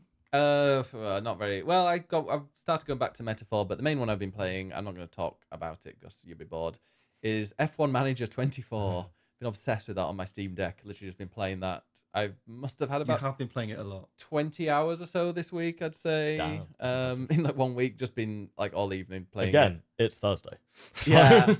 And you've been out all day, so that was Yeah. in 3 days. And I've kind of got to the point where I'm like, I might play it at some point again in the future if I get the urge. But I've done a season in there. I got Racing Joysticks. That's the name of the team that I set up. You guys should file a copyright claim. Yeah, and I got my team that's brand new, zero money, pretty much. They finished 6th, Nice. thanks to 2 very lucky racers. Joe Guan Yu helped get like a 5th and a 4th place, I think, like near the end of the season. So we shot That's up. not realistic. It was because I was last most of the time, but it was very lucky with safety cars and things, and it's just really, really good fun. And if you're an F1 nerd and you like this tactics and you'd like to be on the kind of the part where you're the one that's deciding these tactics and you're seeing if they'll work, as well as actually like really pretty visually. Obviously not as pretty as like the F1 games themselves, but you like there are camera visuals. And It does look quite realistic. it does look very realistic. And it's authentic to like watching an F1 race. Yeah, and like the voice stuff that comes up, like the radio comments are all like are all recorded. So and it's all like check the tires, but it's all like recorded by the people, the real people. So it does have so much like realism to it, and it's sad that they're not going to make any more. Aren't they? I think that came out, didn't it, or is it rumor? I'd love them to. I can't remember. I'm pretty sure it's Henry's fully going to be cancelled. devastated. Yeah. Yeah, no, I mean this game it's very good. You could probably just play it as Yeah. many seasons as you want. So yeah, no, I've just been really addicted to that and seeing it grow. The only thing I would say is a bit negative is it's not. There are quite a lot of things to change, but it's not super clear what you're meant to be doing. Like there's after April, you can start instead of like because there are 2 things you do. You design and manufacture, and the design obviously makes you've changed things to make it a little bit better, and you can spend points. Like wind tunnel hours and stuff to make that design a bit better. So then when you finally get to manufacture it, which can take like 30, 40 days sometimes to manufacture just one part of the car that improves it slightly, like you don't know how much of a difference it's going to make. But then, although, I mean, you do, but like in April, another thing opens up where you can research for the following season. And I'm like, how much am I meant to be focusing on the next season rather than building up this car? And I think that sounds like F1. Yeah, but I've been kind of, and there's like a mini game of setting your car up, which is quite interesting, but I just kind of use cheats. Yeah, Ben was sat playing on his Steam Deck and then had the laptop next to him with a guide on how to do It wasn't a everything. guide. It was like you send your car out. I don't condone cheating. You send your car out for like 15 laps pretty much, and it comes back with information, feedback, and like numbers, and it's like good, optimal, and bad, or whatever. And I just put these into this database type thing, and it goes, oh, you need to change the sliders to this to make it more optimal. Okay. And it doesn't always get it right. It takes a bit of tweaking and stuff, but it just takes away a bit of the like, I'm not just going to sit and like play a mini game of moving these sliders into like the optimal position, because if I do that, you do that like 10 times per race, and it would just be really annoying. And especially then, there's not much of a chance. Yeah, I don't know. It's good. It's fun. It's one of those kind of mindless games that I can play while you're playing something on the TV, and I can just sit back and chill and just press a few buttons. But I think I'm going to now focus. Now you've finished a certain game, which I'm sure you're going to talk about. I now have the TV back, so I can play some TV Metaphor. is free, so you can play Metaphor. And I'm going to play Dragon Quest on the Switch. Oh, great. Because that's going to be my 3. Christmas game. Yeah, Dragon Quest 3. It's going to be my Christmas game because we're going, obviously, to see family. Not obviously, but we're going to see family. So that's a nice travel game on Switch. So that's going to be my game. Can I have a vent? Sure. I mean, I usually do on this podcast. I need to vent about Dragon Age, which I feel is controversial because I know a lot of people like Dragon Age. 5 out of 5 Eurogamer? Including people who listen to this podcast. I don't like Dragon Age very much. Are you a fan of any of them? Or just So I've played Origins and I've played Inquisition. Not 2. I haven't played 2. And for me, they are just quite generic fantasy games. And they don't live up to Mass Effect, which I love. So on paper, I should adore Dragon Age. It's fantasy RPG. It's the makers of Mass Effect. Like, it's all the things that I like. But they've just never really clicked for me. I think because I love Mass Effect, like the original trilogy of Mass Effect is so good. that Dragon Age has never lived up to it for me. Right, okay. And I appreciate that there's really good stuff with the companions. There's a really good representation in those games, which is the one thing they do really excel at above a lot of other games. And I absolutely want to champion that. But they've never quite, I don't know, they've never quite clicked with me. And I really want to play Veilguard because I wanted to see if this would change that. Because it's been a long, 10 years yeah, it's been a long time since Inquisition. So I thought, right, I want to give it another go. And at first, I was really quite into it. And a big part of that is the visuals, which were quite controversial for some people. They have this sort of slightly cartoony look, which is quite different to the old ones, which were a little bit more serious and I think boring looking. And this new style gives the games much more of a visual identity, which I personally prefer. They've got beautiful, like soft lighting and this incredible hair tech. I don't know if you've seen it. It is the best hair I've ever seen in a video game. I purposely made my Rook, the protagonist, I gave him sort of long hair and tattoos and a sort of like slightly rocker, sort of tattooed emo-y kind of guy. Look weird. He was hot. Not your type. Not his type. Weirdly look. He looked like he'd I don't know, come out like it really spent ages on his hair, kind of styling it and putting like the wet. I don't know. It just looked really like sheen. It's like, you know, if you've seen an Afghan hound that's like been really well groomed. It was a bit like that. It was like perfectly, yeah. The hair is lovely. Don't listen to him. Afghan hound. Yes, I know what it looks like, Ben. Ben, pull up a picture of an Afghan hound. I feel like we're on the Joe Rogan podcast.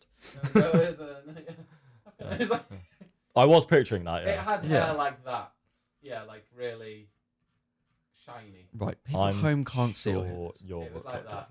He looked lovely, but it's the thing where like if you like wiggle them when they run, they sort of do this, and the hair just flies everywhere. And I sort of feel like I was playing like a Pixar My First Fantasy game meets a L'Oreal advert. Okay. Yeah, it was definitely Herbal Essences. Which was amazing. And to me as a white man, I would say the black hairstyles looked great and looked authentic to my white eyes. So, and there's a huge range of hairstyles as well. Like, I mean, the character creator alone is incredible. Oh yeah, because they released that first, didn't they? Or like a demo of it or something. They said they were going to and didn't, but it is now out separately. Oh. So you can actually go and play around with the character creator separately if you want to, and genuinely go and do it, because it's like, it's an incredible character creator. I genuinely think it's probably one of the best around. So it really excels with that. And it looks beautiful, like these beautiful environments. It's really creative in this fantasy world, and that's super cool. Everything else about it, I'm lost on. The story of it, genuinely, I finished the entire thing. I can barely tell you what the story is. Is that you thing, maybe? Maybe it's a me thing. Yeah. But it carries on directly from Inquisition, and as we said, that was like 10 years ago. So I don't remember a lot of that. And I was completely lost on what's the Fade and what's this and what's that and who's Solus and what's the Veil and what. And it doesn't explain any of that. It throws you straight in. So it really expects you to have like at least watched a YouTube recap, basically. Yeah, and to know the lore. Yeah. And then it throws characters at you and expects you to just, and it does it really quickly, and they're your companions, and expects you to like them without really giving you a reason to. And the companions are the thing that the series has always excelled at, and the thing I was really excited about with this game. And the early ones I just didn't warm to at all. I just didn't find them particularly likable. There are a couple that I did quite like in the end, who I may have slept with in the game. Yeah, I was in there when you did, and I was like... It was quite disappointing, to be honest. There was not a lot going on. Compared to Baldur's Gate, you wanted a big swinging dick, didn't you? Well, let's not go that far, but, you know... You don't, it doesn't have to be big. No. Swinging, yes. So, Wow. I don't know, I just didn't really warm to the characters or the story that much. Which in an RPG is like... Is a big part of it. Yeah. Yeah, a really big part of it. For me, I found the mission design really dated. Now, what I quite liked about it is that it's not open world. So you go to individual regions, and within those, often the mission or the quest that you're following is quite linear. And I'm totally fine with that because it's really directed and they can really craft the levels, and so they look beautiful. But all you're ever doing is just following a mission quest or marker. And I just found it really mindless. and I didn't feel like I was invested in the quest, in the story. It just didn't grab me. And then on top of that, the combat is fucking atrocious. And You were screaming last night. I was screaming a lot because it was really frustrating. So there were multiple classes. I was playing as a mage because I always play as the mage. The mage is always the coolest. Don't at me. They're amazing. They are in Dragon's Dogma, like the sorcerer class. Yes. Oh, Very Thief, cool. Thief was. Have you ever played Thief as Dragon's Dogma? He's weird. He doesn't like magic. Thief is an amazing companion, but playing it is also really good fun. Wait, Twin was blades. it called Thief? Oh yeah. Sorry, I thought was it not called like Rogue? Or... No, it is called Thief in Dragon. Yeah, I always think they're just called With Rogue. the spin Yeah. blades. So good. Yeah, those Sorry. Those were cool. So I'm all about the mage. Yeah. And Dragon Age, I was playing as the sort of there were multiple sort of subclasses, and I was essentially the sort of mage standing at the back with a staff, like firing elemental spells. That was sort of my vibe.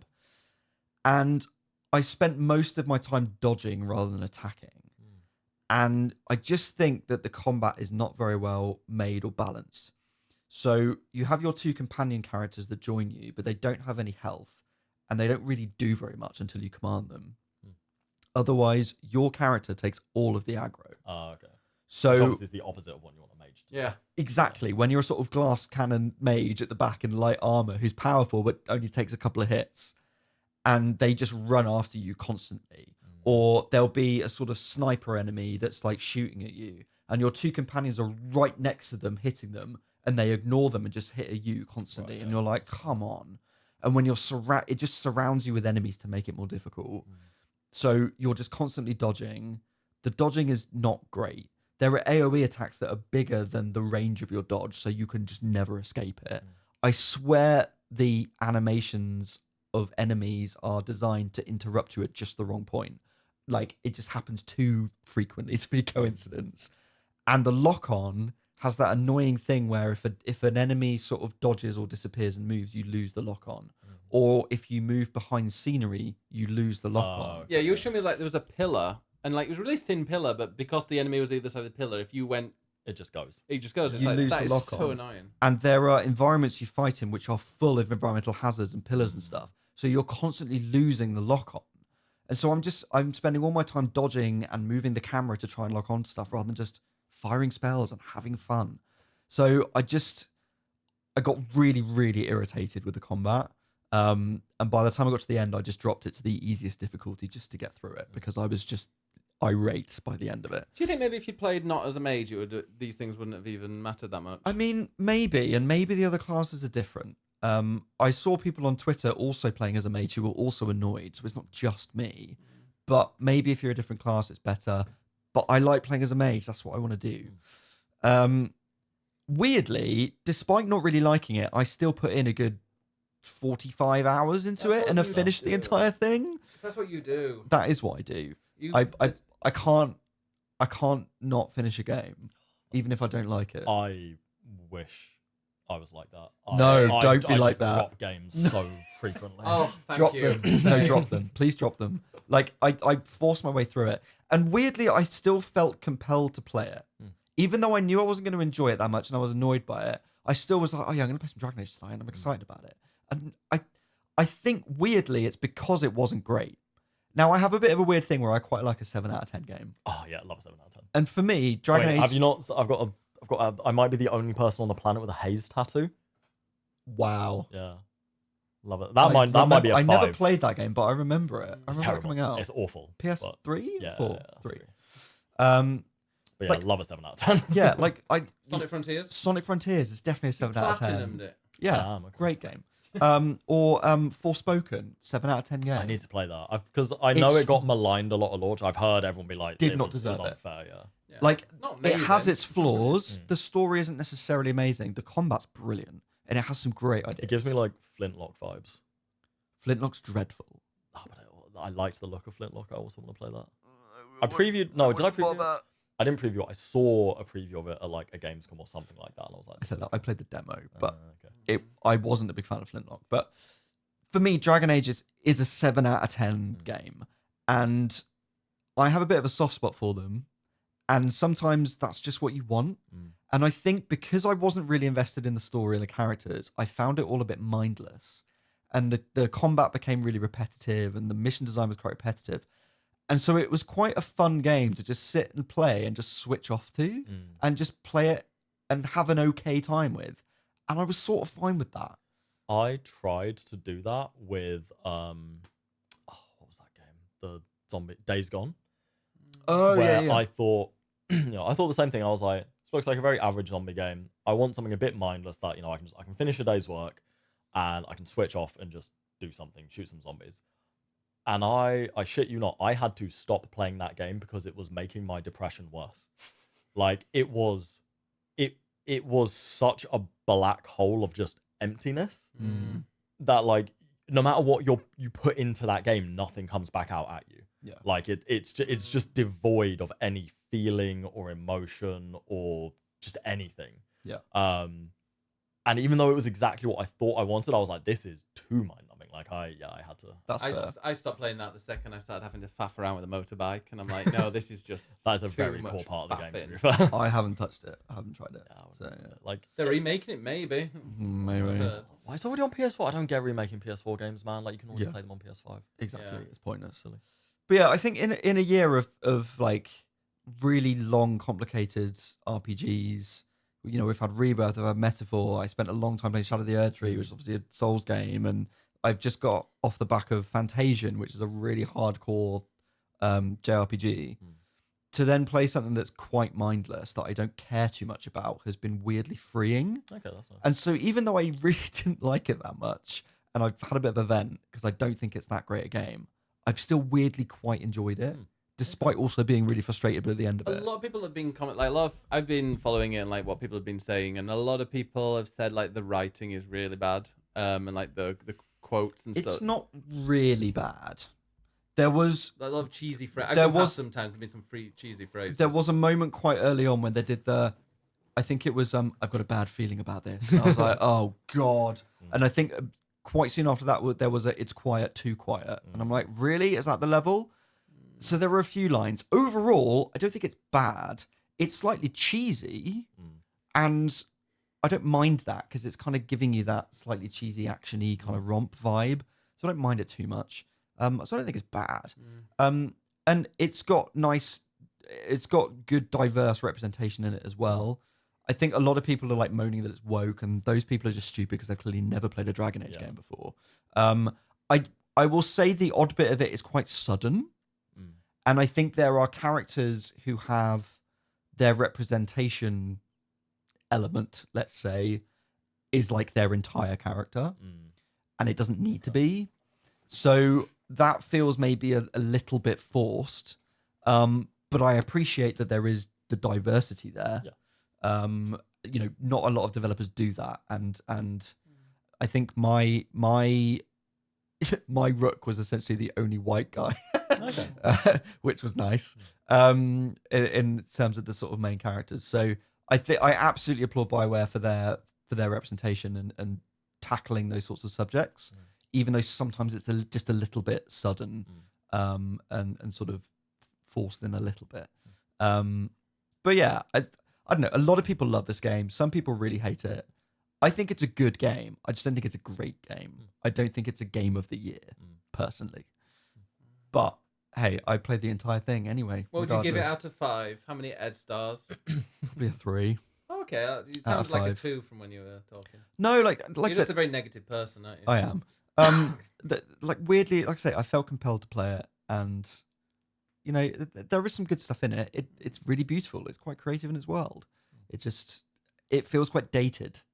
It's like they haven't really moved on from 10 years ago. Right. So I feel like they've got a lot of catching up to do to get up to like current standards. Would you play any DLC if they release some? No. Okay. I'm done.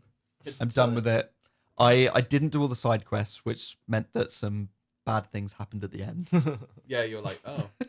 Yeah, there wasn't like a massacre at the end. Well, it follows in line with Mass Effect 2. Okay. Have you played Mass Effect 2? I know of. I'm near the beginning still of that. So okay, well, I won't say too much, but the end of Mass Effect 2 is renowned for its choices. I've heard 3 is as well. The end of 2 is pretty shocking. Well, right, I don't know that, so now you spoiled it. Thanks. It's not a spoiler. Before we ask Issy about his favorite games of the year, should we quickly see what the other people have been playing? Let's. I'll let you read it out because I'm not. Should I I'm say really that? sorry. Also, I've noticed the little Pikmin you have. That's very adorable. Yeah, I got little Pikmin. We went to Japan and I got like a big collection of all Pikmin. I was like, okay, I'm gonna put them in. So, Pikmin is up there in my like top 3 Switch games. It was our game of the year last year, actually. It was. Pikmin 4. So good, that game. I only ever played the first one on GameCube, but I did love it. Oh, 4 is just pure joy. It's like, it's the Sonic the Hedgehog 3 of Nintendo Switch games. Okay. What? Just pure joy. Okay. Fun for all the family. So basically, every week we get people to write in about the games they've been playing. and But give us that's a people little- not only watch, but they write. That's yeah, impressive. Yeah. in Discord they give us a little thing, which I'm trying to scroll back to the previous week because we missed last week. Yeah. And we're also doing the Swapping Joysticks Awards nominations. So get your nominations in. We've got, at the moment, there's a couple up. We've got Best New IP. Some people are recommending things like Balatro. I don't know, like, well, we'll have a talk about it, but like, is Best New IP something where you think there could be potential for more in that world? Whereas like Balatro seems like a great game on its own. You don't need a sequel. yeah, I'd say so. That would be like best franchise potential, surely. Yeah. That sounds like a different award to best like new thing. Yeah. Best franchise potential. That's a good one. We could add that. Yeah. Thank you. We're looking for new awards. You're welcome. We like to Thank switch out a few. Sexiest voice. Who's got sexiest voice this year? Surely Shadow and Keanu Shadow. Yeah. Oh, I mean, It's in the absolutely. Technically, yes, there is movie DLC for With Shadow? Shadow X Sonic X Shadow Generation. Sonic X Shadow. There's movie DLC which he voices. Oh, there you go. Cool. Well, that'd be weird to vote. That's one of those ones that Sure. like wins an award on a technicality. Yeah, it feels like we've run out of like. There's no one else to give it to. You've done it because like someone on the Yeah. jury To be fair, just really wanted to. one other thing I will say about Dragon Age is, and not just because he's a friend of the show, Alex Jordan does a great job as Rook Yes. and has a pretty sexy voice as Rook, I would say. Yeah. So that is also a good choice. I'll throw that out there. So we begin with Klasko. He says, at the weekend, I played Tetris 99 during an event where the game was themed to look like Tetris on the NES. This was very nostalgic for me, as the NES version of Tetris was the first game I ever played. This is perfect timing for me, and I can very much see myself playing this more over Christmas. Are you very good at Tetris? Because I'm dreadful. I love Tetris. I adore Tetris Effect, but Same. that game hates me. Like I suck at it. Yeah. I'm so glad that the best song for me is the first one. Yeah, So right. it's good Yeah, because yeah, if it was yeah. at the end, I'd be Oh, screwed. Awful. We're well connected. Yeah. I don't think I've even got that far. It's It's literally the first literally one. the first song. Yes, you like, did. in the first level. Oh, is it? Yeah, you have to. I don't remember that. Play it to me later. It's fine. No, you're getting it now. Linny Lavy says Infinity Nikki released on the 5th, so that's been my main gaming One of my focus. friends has been Minus playing 14. It's a way. Sorry, wait. Production values on this show. are So I don't remember that. This one, wait. Stop. This bit. Okay.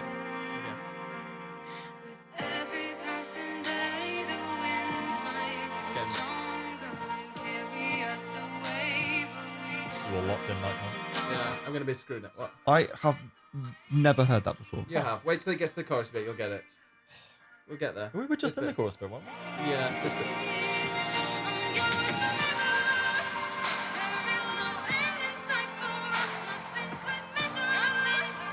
Oh, I mean, it sounds great, but I do not remember that. Also, You I've need been to looking at your side profile. You have really nice eyelashes. I've got very long it eyelashes. does, yeah. Yeah. Should wash. Like, do the. What was it? No. Mascara. There's like no. There's like a Yeah. just like shampoo. Is it like Shampoo for Like your they do- mascara. no for your, shampoo for for your your eyelashes. eyelashes? Yeah, That I think it was in sounds Japan. like a They lot. have it. Don't. Anyway, That's what he does.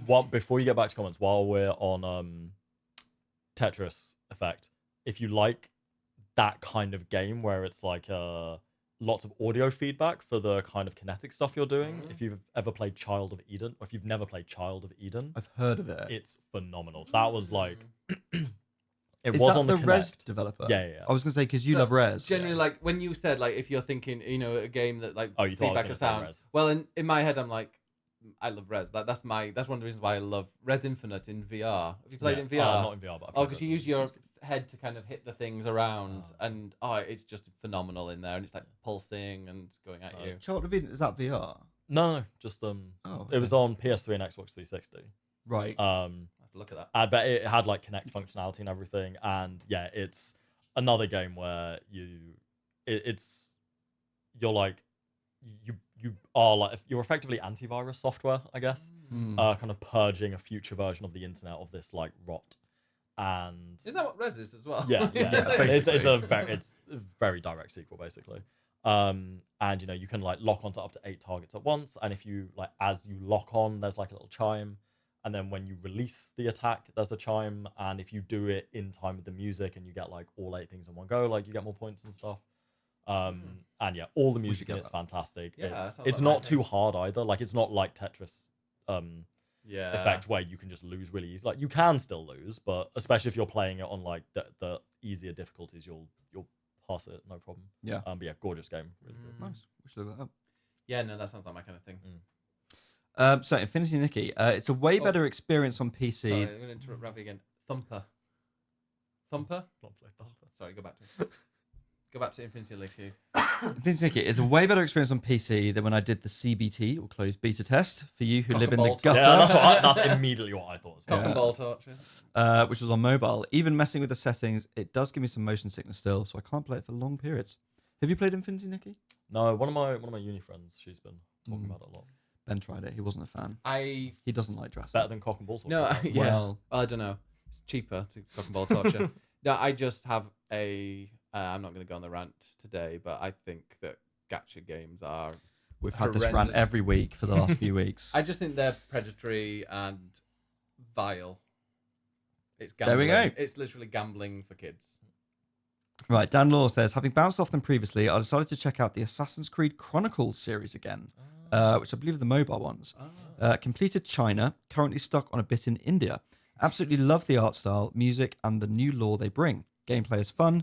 The second definitely builds on the foundation of the first sets, and they have some great set pieces throughout. Put them aside to dive into Indiana Jones and the Great Circle. It's truly insane the level of detail in the locations so far, and the Easter eggs scattered in. It nails the atmosphere, and the combat feels very fitting to the tone of the IP. It's very good. You were a fan of that, weren't you? Really? Yeah, it's a great game. I'll play more. Maybe. Moni Does Stuff says, I slowly and steadily work my way through Astrobot. It's really such an enjoyable game. Usually when I finish the game, so when I defeat an end boss, I immediately lose interest. That's why I didn't go back through Mario Odyssey once I saved the princess. Same. Or whatever I did. With Astrobot, however, I defeated the final boss and then started to complete all the levels with a crown. I've done that for all the existing ones now, but fuck my life, the button ones are so hard. Yes. I'm torn between letting go now or spending 50 hours on one level just to beat it. Come back in 2025 to see if I ever really managed to do it. But I would really recommend it to everyone. It's just a cute little game with so many smart ideas that are enjoyable and don't feel repetitive at all. And I know for a fact that Moni has actually done all the levels because she told me. She's done more than we have. She's done the time level ones and the Christmas ones. Yeah. That's true. Mr. Wibble has been playing more God of War Ragnarok. It's still really cool. I'm even less annoyed about the Atreus bits, to my own surprise. Atreus, sorry, not Atreus. Atreus. And Helios has played and finished Watch Dogs 2, which I know you were excited to hear about. I love Watch Dogs 2. Have you played it? I tried to finish Watch Dogs 1. Ended up writing a feature that was like, Watch Dogs 1 is an alright game if you just mainline the story and do nothing else. Like, it's still bang average. And actually, my biggest criticism of it is the tone of its music is completely at odds with the tone of the game and the world. It's this weird, like, poppy indie soundtrack in what is clearly like a neo-noir kind of cyberpunk game. And it makes absolutely no sense. It's a complete dissonance, and it rips me straight out the world. Every time I get in a car, and there's like, I don't literally remember every song, but it's some shit by like the Chainsmokers or something. And I'm like, this is not like some grungy Chicago, like my niece is dead, like aesthetic music. This is not the vibe. That does sound weird. The second one though, I've heard the second one is phenomenal, so that's why I want to finish the first one. There's no relation to them. I don't know if that helps. It's like there's no sequel. It's not a sequel. There's an Easter egg in one of the Assassin's Creed games about Watch Dogs. They mention, is it DedSec or something like that? Yeah. Yeah, I think like Abstergo is mentioned in Watch Dogs or something like that. Like the companies are kind of like it's smattered throughout. honestly, like I always go on about it. And I did last week as well. But like, yeah, Watch Dogs 2 is just phenomenal, and it does a really good job of kind of parodying San Francisco. Like you can go to Alcatraz and everything like that. It's very, but there's where you're taking. Well, yeah, it's got cool, and there's also like really cool. There's like a trans politician in there as well that you go and help, and it's like you're kind of bringing everybody down, but with her, you're like helping. That's nice. It's a decent game. So Helios says, this is the biggest shift in tone I've ever experienced in a sequel. There we go. The way you spoke about the first one, I'm like, that doesn't sound like the second at all. While in the first game you played a skilled hacker, a loner dealing with murder in the family and a kidnapping, in the sequel you're a hipster hacker stealing movie scripts, hijacking talking cars, graffitiing poop emojis on billboards, infiltrating Scientology with an action movie star, and flying your drone in a remote control car. It's of its time. Yeah. Safe to say, I was initially very disappointed. But as I played and finished the main story mode, I changed my mind, in part due to how everything else in the game got improved. From the hacking now giving you up to 4 options, to new ways dealing with stealth with gadgets, to just smoother parkour, everything seems to have been upgraded. Love the main villain, who is a perfect douchebag, and I adored the councilwoman Miranda. Her writing felt especially on point. I like the new city, even recognised some iconic sites, such as the Lombard Street or the Alcatraz. All in all, I had a great time playing the game, even went back and got all the skill tree points unlocked after finishing the main story. Do not expect Watch Dogs Legion next, because I don't have it. Also, it was a bit shit. So I played a bit of it. There's a really cool online DLC. I don't think it's on anymore for Watch Dogs 2, where there were multiple ones and multiple like co-op missions. But one of the ones that they added was you hacked into somebody's game, and like you were teleported into somebody else's game, but you had to act as an NPC. That's very Assassin's Creed. Yeah. Oh, yeah. Yeah, and that was in there, and it was probably I think I did it once where someone went into me, and I think they ended up they won because I didn't recognize. Actually, wait, no, I think that's just the Watch original Dogs. Watch Dog as well. Actually, Is there one I think in it there has a as well? similar kind of thing. Yeah. But I think that came out. Everyone loved that. Now, like and then there's quite a few games that do similar to that, aren't there? I feel like Assassin's Creed Brotherhood is the first game I remember doing that, which isn't to say it is the first, but that was a really fun multiplayer mode. And then Watch Dogs did something similar, so it makes sense. Like it's all Ubisoft, isn't it? Yeah, exactly. Right, and then we are up to date with this week's. So we start with Madam Knees, who says, I got Final Fantasy 16 and I keep leaving it to go play other games. It looks great, it has good performance, but it is just boring me. The characters feel quite flat, the writing not the performances, and the story incredibly predictable. On the backlog for now. How very dare. You're boring. Wow. And thanks for writing in, by the way. I love 16. How can you say it's boring? Oh, it's great. Tried Marvel Rivals, and whilst there is some fun, every character seems to be overly complicated, some with 6 to 7 abilities. The team-up abilities idea seems neat, but in reality they tend to be forgotten or complicate a hero even further. The biggest issue for me is the performance. I frequently get stuck on the loading screen, sometimes missing half the match. Even when I do load in, a good chunk of the time my character model is missing, with no good placeholder, or the enemy or projectiles making it all a guessing game. Hopefully things will improve. Played the Winter Astrobot level that just released, polished, joyful, and good enough to make a rival developer cry. Pete Random has been playing a lot of Wild Frost, which I've heard of. It's a roguelike deck builder, not unlike Slay the Spire, but with a cuter charm. It was incredibly hard on launch a year back, but they've since patched it. And when it came to Game Pass last week, I discovered I can actually complete a run now sometimes. It's very addictive, but incredibly satisfying finding a good build.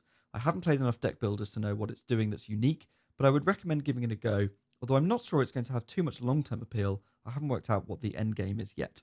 I've since bought it on Switch, and it makes me wonder if I should revisit Slay the Spire. Yes, you should. Slay the Spire's great.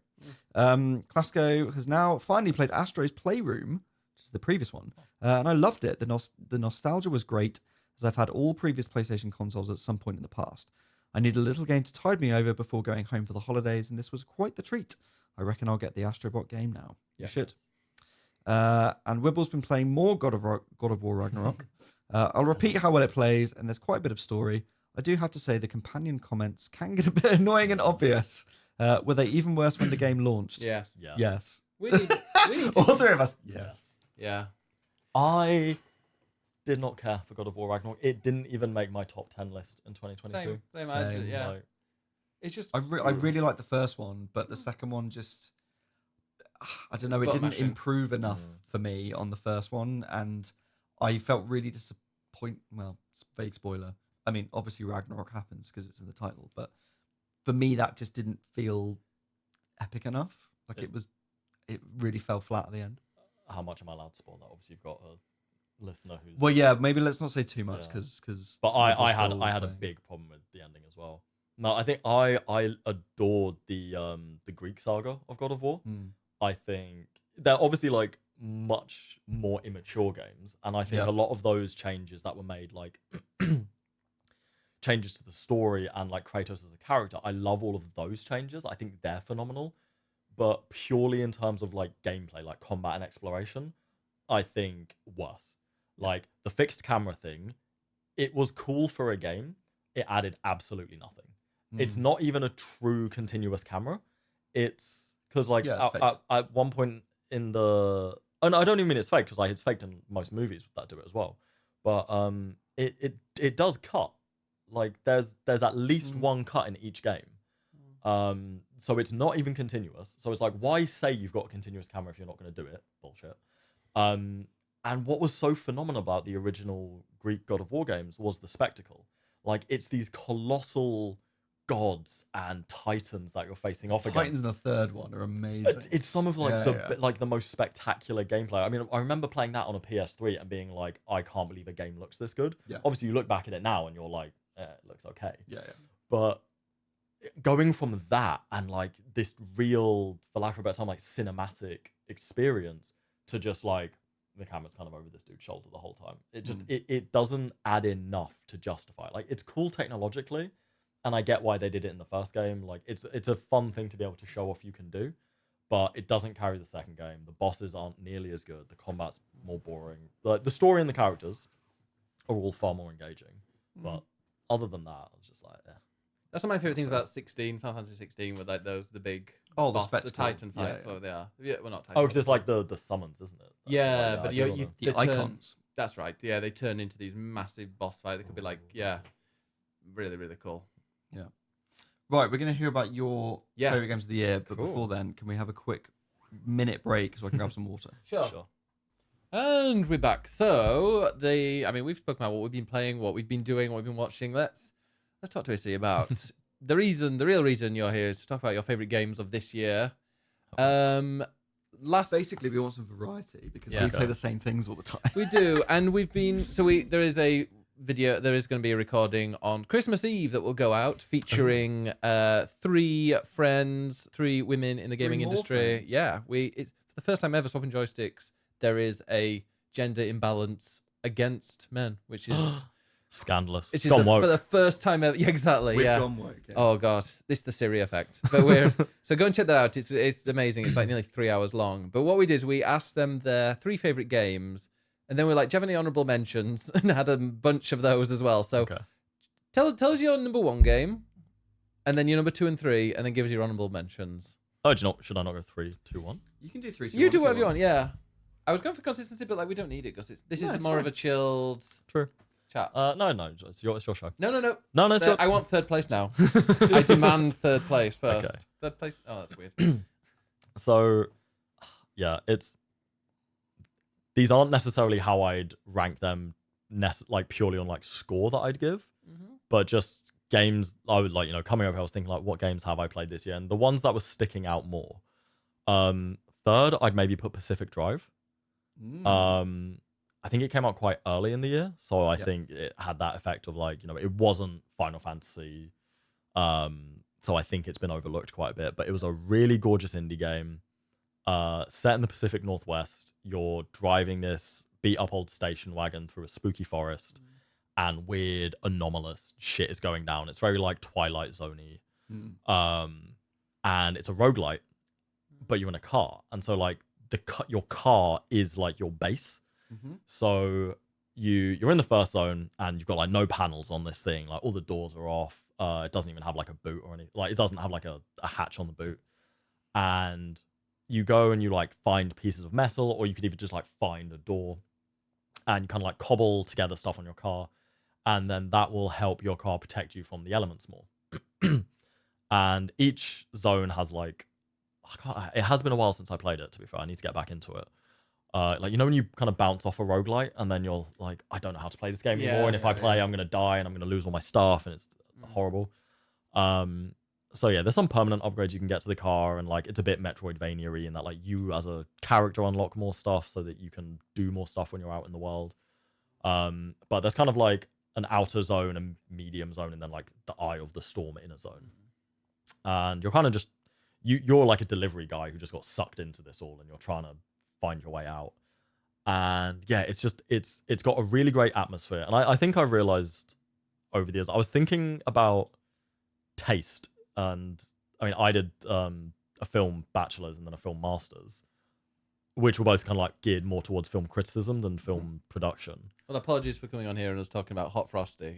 No, Yeah, exactly. no, but this is what I've been thinking about with matters of taste, because I have none. I've been trying to just like watch more movies again, and like if I wake up early, I'll just put a 90-minute film on, because they don't want you to know, but you can watch a film in the morning. Like it's fine. Like it's legal. Yeah. Sounds wrong. It's a great way to start the day. It's very easy. You can just stay in bed, you watch it, and then you're kind of like awake, and you're like, oh, I'll watch a nice little movie. But I've been watching a lot of kind of crappy horror films. And I think a lot of my favorite films, like you said, how you love a 7 out of 10 game, a lot of my favorite movies aren't movies that I think are like critically amazing. Yeah. But I still enjoy them. And I think it's important to develop a sense of taste and like what your own taste is to consume and engage with like a breadth of media. Where like you can't just watch masterpieces all the time. You have to watch some slop.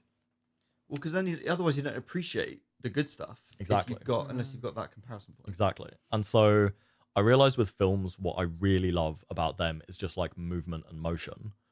And like whether that be like the camera's moving a lot or just like things like cigarette smoke and water, like anything that's moving, I'm like, that attracts me more to a movie.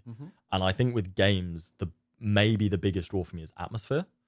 And that's what Pacific Drive has in spades. It's just such a good atmosphere. Like there's a radio that plays kind of old-timey songs, not like Fallout 50s-esque songs, but just like maybe it's like 70s and 80s and 90s stuff.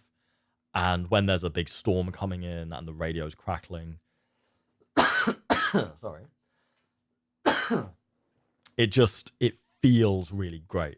And when you're in your car and it's nighttime, this is a game where nighttime is truly dark, kind of like Dragon's Dogma. It's dark and there's rain, but you're in your car and you're safe because you've upgraded all the doors to be like lead lined, and you feel cozy and you're like, okay, this is my little safe space. It's I think it's great. That's what I love in a game as well. I mean, it's one of the reasons why I love Death Stranding. Is Yeah. just the atmosphere Oh, when it it's kind of pans impeccable. out, and yeah, I do love that. Yeah, I think that game does like needle drops better than maybe any game out there. Like just every time it chooses a song is phenomenal. Yeah. And then second, probably Nine Souls. I don't know if this should count because I think it came out. I don't think it came out this year, but it came to console this year. And I reviewed it for Push Square, and it's the highest score I've given all year. I gave it a 9 out of 10. And I've heard of this. It's sort of Sekiro-y, yeah, isn't it? yeah. It's like 2D Metroidvania Sekiro-y. Okay. Sekiro-y. So yeah, if you like, we were talking about Dead Cells earlier. If you like games like that, I think you'd like this. It's not a roguelite, but it's from a Taiwanese studio, and it blends Taoism and sci-fi, and they call it like Tao Punk. But it honestly fuses these elements really well, where not just on an aesthetic level, but on like a kind of philosophical level, you're dealing with it's a really weird game to explain. You're playing as like this kind of cat cyborg, and humans are being bred by this cat race. I don't know for what purpose yet. Sure. But your character has clearly had some sort of ideological falling out with the with their society, and has been like exiled and like left for dead. And you then get taken in by the humans, and they like nurse you back to health. And then you just go to town and start like destroying your old civilization, and you need to defeat the 9 souls to get their keys, like their passwords basically, so that I think you can like hack into the big central computer. Okay. And it's got some of the most gorgeous, spectacular boss fights I've ever played in a 2D game. Like they're like you feel them. There's this one big centaur boss, and it jumps out from the background, and as it jumps, like the whole screen shakes and it roars at you, and like you can see the wind like as it roars. Nice. And every boss fight I've done so far has been really different. Like the mini bosses, there's a bit less. There's variety and there's lots of mini bosses, but some of the mini bosses are like clearly recycled versions of each other. But again, they're all like completely optional pretty much, and they just give you like nice little bonuses. Combat's really engaging because it's the most Sekiro-like combat I've played since Sekiro, and I think Sekiro has the best combat of any game I've ever played. Like I think it's hard, and it is definitely a game where if you don't get it, I think it's the hardest From Software game because of that. Like if you're not good at Sekiro, you're not going to beat Sekiro. There's no way you can't just like go and grind a few more levels. You either learn how to do the combat and then you're good at it, or you never learn how to do the combat and you stay bad at that game. But I think what they've done there is perfect, and I think this game is the closest to that I've played, where the parries have that same sense of like rhythm, and all the sound feedback that you get from doing a successful one is just phenomenal. I haven't fought a boss yet where I've been like, oh, I need to go away and grind some levels. I've always been like, I'm just not good enough. I just don't know this boss well enough. Yeah. And so it always culminates in a run where I've just played it fucking perfectly. And that sense of achievement I feel afterwards is again like nothing I've felt since Sekiro. Yeah. So yeah, it's gorgeous atmosphere, really engaging story, kind of some nice philosophical points in there, and yeah, just absolutely stellar combat. And it's the only reason, I think the main reason I didn't give it a perfect score was like the world is big and it is unclear where you're meant to go. Like even when you unlock a new thing, like the actual mechanics of exploration, while they're explained well, you can't remember like an entire world's map. Yeah. And even when a character gives you directions, they'll be like, oh yeah, go west or something. And it's like, there's so many different ways to go west. So it's like, that's where it gets more frustrating than just challenging. But yeah, very, very good game. That's been on my radar a little bit. Yeah, And I've I'd thought highly like recommend that it. sounds like something that I would really enjoy. So I might have to give that a go. Have you played This is Prince of Persia? No, and I but Lost Crown. Lost Crown. That's the one. The Lost No, Crown. yeah, no, I've heard that's really good though. 'Cause Yeah, that's like it's a Metroid brilliant. game as well. Yeah. Because I think if you like that kind of Metroidvania, then And I do love Prince of Persia, so I do need to get around to it at some point. because that's got, I guess you've seen the sort of the screenshot feature. Ooh, no. So you can take screenshots of anywhere in the world and then you can pin it to the map. Oh, that's so really when you look good. at the That's map, rather than it perfect. being just like a grid of like of shapes of the world, you can then like hover over a screenshot. That's you've taken really and go, good. oh, that's where that is. I remember That's that. something every Metroidvania should have. Absolutely. Honestly, that's a very good Because that would feature. help with that navigation. Yeah, exactly. thing. Yeah. 100%. Okay, so then your number one game Well, of the year. I'll do some honorable mentions. Okay, first. honorable mentions. Honorable mentions. Definitely Balattro's in there. Yeah. I've been obsessively playing that on my phone. Like I was enjoying it on PC. I think having it on mobile is just a different beast. Yeah. Like I was We playing. both said the same. Yeah, I was playing it on the way over here on the train. Yeah, I play it when I'm on the loo. Like it's just the perfect game to like, because you don't need to be online for it as well, which in this day and age for a mobile game is incredible. Yeah, love the interface. I think it's a really good port. It's just I mean I'm a poker fan as well, so having to it actually didn't help. I had to really unlearn how poker works. Because there's never a universe in which I'm not going to play a full house instead of a 2-pair. But if I've leveled up my 2-pair loads, that might actually now be better than my full. So like unlearning that kind of thing and being like, no, this is a game. This isn't poker. Was tricky. Helldivers 2 is definitely up there.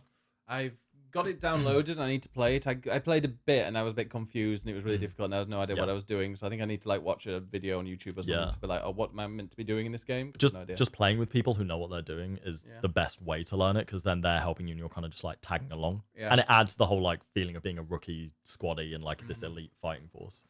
And people tend to, because the thing is I like multiplayer games and I like co-op games, but I like it when nobody can contact me or speak to me. So you can just mute everyone, yeah. Okay, good. Because that's the one thing I love about, I don't play it anymore, but like Destiny 2. Like you can do have you played much of it? It's like the dungeons you do. The other two people, like you're just going through it. Like they're not talking to you. I mean, yeah, it's just once you understand Helldivers, it kind of functions the same way. I mostly play with friends, so we're communicating with each other. But then because we're in a party chat, we don't hear any of the other audio, or if they're talking like on the public voice comms, we just mute them. Yeah. But yeah, it's very much like that. Like I've played with complete strangers and no communication at all, and it's just pings and like people just kind of doing the objectives. So yeah, definitely that. I'd say, yeah. I mean, I'm almost definitely forgetting other games. Oh, Test Drive Unlimited Solar Crown. Bit of a mouthful. didn't love the way it reinvented Hong Kong, or not reinvented, but like tried to recreate Hong Kong, because it's on Hong Kong Island and Kowloon is right across the harbour, and in real life it's not that far away, and you can see the gorgeous Kowloon skyline, and it's like one of the most iconic images of Hong Kong, and that's just not present in the game. It's like a really far away silhouetted skybox, and it's like, that's a skybox. You could have made that look infinitely better than you have. But the actual driving is really fucking good. And I like the tone of it as like, it's not just a racing game, it's like a lifestyle game. So the point is you save up a lot of money because the cars are expensive. So you can't just buy all of them really quickly. It's not Forza Horizon 5. Like, you're not getting a new car every 5 minutes. So you invest in a car and you really like the cars you have because they're how you want to explore Hong Kong. Yeah. And like, my girlfriend is from Hong Kong. She lived there for 9 years after uni. I got her to play the game and it was making her feel really like homesick and really nostalgic for Hong Kong. So I know it's kind of got like the authenticity past. Again, that was her main complaint was also the skyline. But apart from that, there were places where she was like, oh yeah, like I recognize these buildings and like these streets. So yeah, it's Where is pretty it good. on the sort of sim to arcade scale? It's more definitely more arcadey than Simmy, but like it's not like Burnout or Need for Speed. Like, it's more Simmy than that, but it's not like F1. Okay. So yeah, like it's like, yeah, between F1 and Forza and Need for Speed. Like, yeah. Okay. It's good. One for you, maybe. Yeah, I mean, I love an arcade. Like, my favorite racing game is Grid 2. Don't know if you've played the Grid. I played games. one of the Grid games. Are they Yeah, the rally ones. So no. Oh, no, they changed it. Did it became Dirt? Oh, Dirt. Okay, no, sorry, Yeah. I played Dirt, then I've not played Dirt's Grid. great. Dirt rallies were brilliant as well. No, I do like those as well. But no, Grid 2 was like street racing, but it just had the arcades, and the online was just so much fun. Like, I'd literally play, I think it was like the hardcore modes. I'm like, hardcore online, it doesn't sound like me, but it was where they would just there was terminal crash like all the time. So if you just played quite sensibly, you could end up like third or even second just by like not smashing into the corners or smashing into other people. So yeah, it was just a really fun game, that. And I don't know, it just felt really right to kind of skid around and fly off, and it was very Nice. yeah, it was great game. And then my game of the year is Stalker 2. Like, without a shadow of a doubt, it just, I know, like, I mean, I reviewed it for Rolling Stone, so I know how broken that was before launch and at launch. But again, like I said, my taste for games is atmosphere.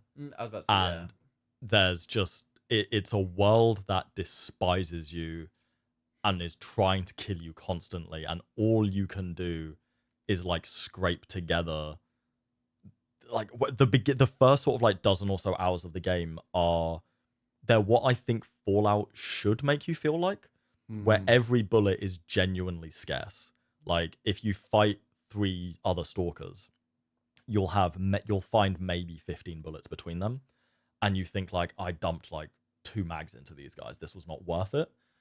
And it's that kind of scarcity that I like in a game like this, where you really feel scared and you feel like, I should avoid these fights. There was one moment where I just come out of that poppy field that Eurogamer hated. And the reviewer, not all of us. I haven't played it, so I can't comment. The effect of that poppy field is, so yeah, if anyone who doesn't know, Stalker 2 is set in an alternate timeline where the Chernobyl disaster happened, and then a bunch of labs moved in and started doing weird experiments, and that created a second Chernobyl disaster, which led to like weird mutants in the area, loads of like physics anomalies. So it's actually quite similar to Pacific Drive. Maybe there's a theme with the kind of games I'm liking this year. But within these anomalies are artifacts, and they're worth a lot of money. And so stalkers are people who go into the zone and they scavenge for these artifacts for a myriad of reasons. Like, some of them are finding themselves, some of them have gone a bit loopy.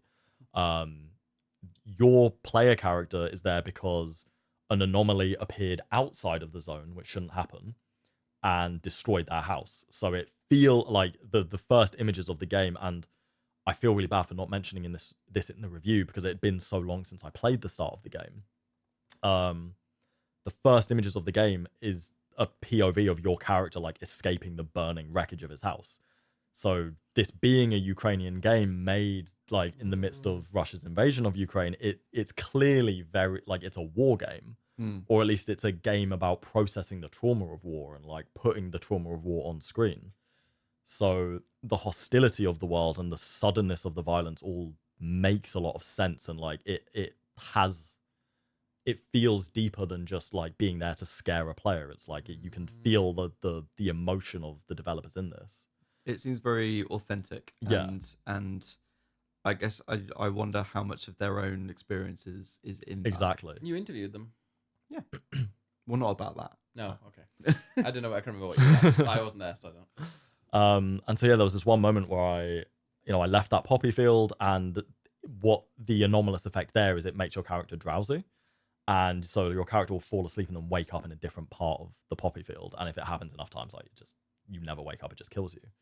So I got what I needed to get out of the field. I was leaving, and all of a sudden there's like 3 rival stalkers who start shooting at me. But my character's still drowsy, so I've got like the kind of sleepy effect, and I'm like, I can't fucking see. Is it 3 or is it? Yeah, I'm like, one? I can't see. I barely know where these bullets are coming from. So I just sprinted away. But then there's little anomalies everywhere in the zone. So you're sprinting away from people behind you trying to kill you, and you could run right into this little bubble of like space-time that kind of sucks you in like a black hole. Or you could run through these just like suspended shards of glass that like start making your character bleed, and so you're running away from bullets, and now you have to apply a bandage, and you're like, I don't want to turn and fight because it's literally just not worth the resources it would take to kill these people. So it's like life in the zone is cheap, but bullets aren't. So you don't want to waste your bullets even if someone's trying to kill you.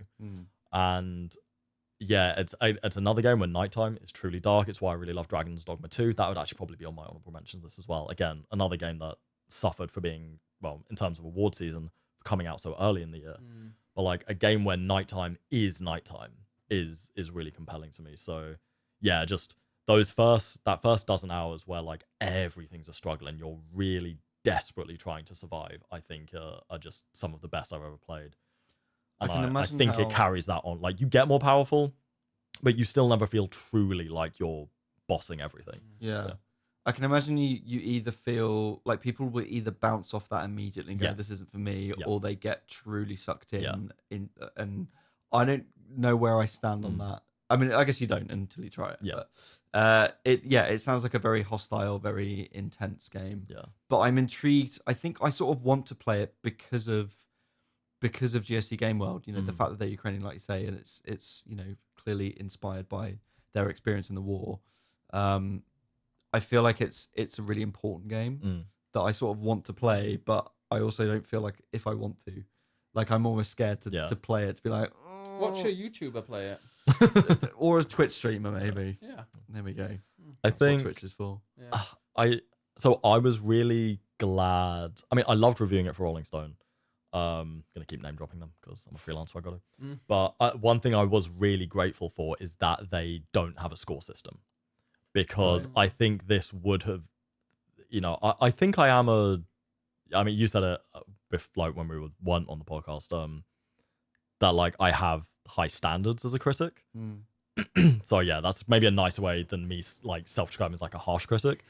But I do think there's a tendency in games to overscore. And I think the reason I think that is because I have like that film background where film critics are harsh, like they are brutal. I think sometimes they're just mean.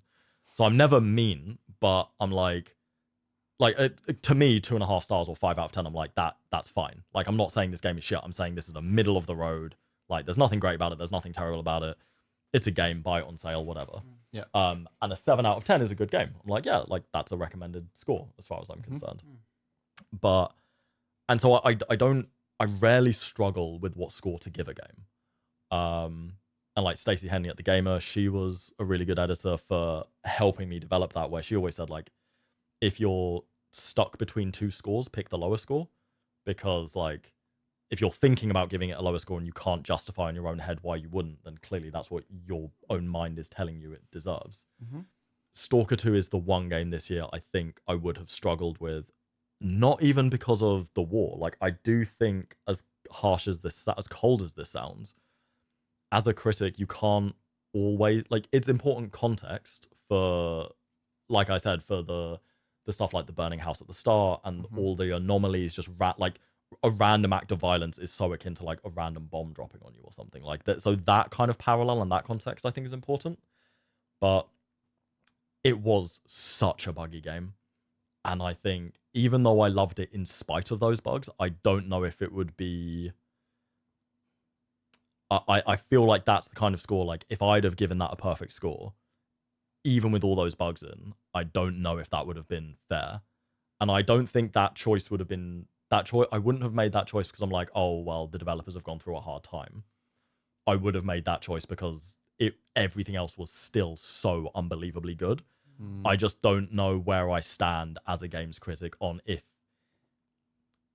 because of what a game is, I don't know if you can say like, oh yeah, everything about it's great apart from the fact that it kind of runs like shit. It's like running well is a pretty essential part of a game. Like you wouldn't watch a movie and be like, oh, this movie was really amazing, but like every now and again, like the frame rate dropped or like I just couldn't see stuff, you know, or like I had to like reset my DVD player because there was like it bugged it out, you know. I went to see a film once in the cinema, and it was a weird aspect. Everybody was like really wide and short, and you could see the microphone booms in the top. Yeah, and I'm like, I don't know what you might know films and things that are like, how do you get that on a screen? And there were like 8 of us in there, and somebody went out halfway through and were like, what's going on with the screen? And they were like, oh, I don't know. And it was really early in the morning on like a Saturday or something, so they didn't fix it. We just sat there like, I think we got a refund, but weird. It was just like weird. You can literally see the boom mics and above it. So it wasn't like an issue with the film itself, it was just an issue with how they were showing the film. Yeah, like that's weird. But how do you? Because it was really wide, really wide, as though it had been like crushed. So I don't know. Do films when they get sent to the cinema, do they crop them or something normally? Well, I guess it's different formats or aspect ratios, and maybe they got that wrong somehow. But yeah, it was weird. I just remember thinking like, this is we were just pissing ourselves most of it. I think these days most of it's like digital. Yeah, maybe it was that. But you would think like the actual film distributor would have cropped it correctly for whatever aspect ratio was going to be. I mean, I don't actually know. If it wasn't digital, I mean, this was a long time ago, like 20 years ago. But like, if it was actual film, surely, like, because you get the slides, like, hey, this is a real bit from the film. You don't look at it and go, oh wait, that's weird aspect. Yeah. Yeah, maybe back in the day, cinemas like adjusted. I'll ask one of my old lecturers because that's an interesting question. That cinema's closing down as of like this week. Oh no! I worked there. One of my first jobs. It's now been bought by a View. Obviously, I used to work at View. I worked at Cineworld. Nice. 3 times. Whatever. Actually, like 4 times. Do you mean 3 stints or like you did 3 shifts? Well, I applied there, got the job, and then they phoned me when I got home and was like, "Oh, you're not 18, or you need to be 18, so come back when you're 18." Oh, okay. So the following summer, I was like, "Hey, I'm back," and like, "Yeah, great, we'll hire you." Had a great time, even though I don't really like films. But then I went. Then I think I just did it for the summer. I don't know what. I went down to London, moved there, and then came back and got a job there again, and then moved to Cardiff. I got a job at the Cineworld there as well. So it was like, 3 stints. Oh, it's actually quite nice working in a cinema. It's not too taxing. At View, I was just, I said like, look, I mean, I did bartending for 6 years. I've worked in a charity shop, and so I think like service industry staff and like retail staff they're incredible. Like, there's a reason I'm not in those industries anymore. They were killing me. View was definitely one of the easier ones, but all I did was like clean. And like they would never really let me on the tills because they only let the people on the tills who were really good at upselling. And I'm really good at upselling in a bar because you can have a lot better banter with people in bars when they're drinking. It's a bit harder to do that in a cinema.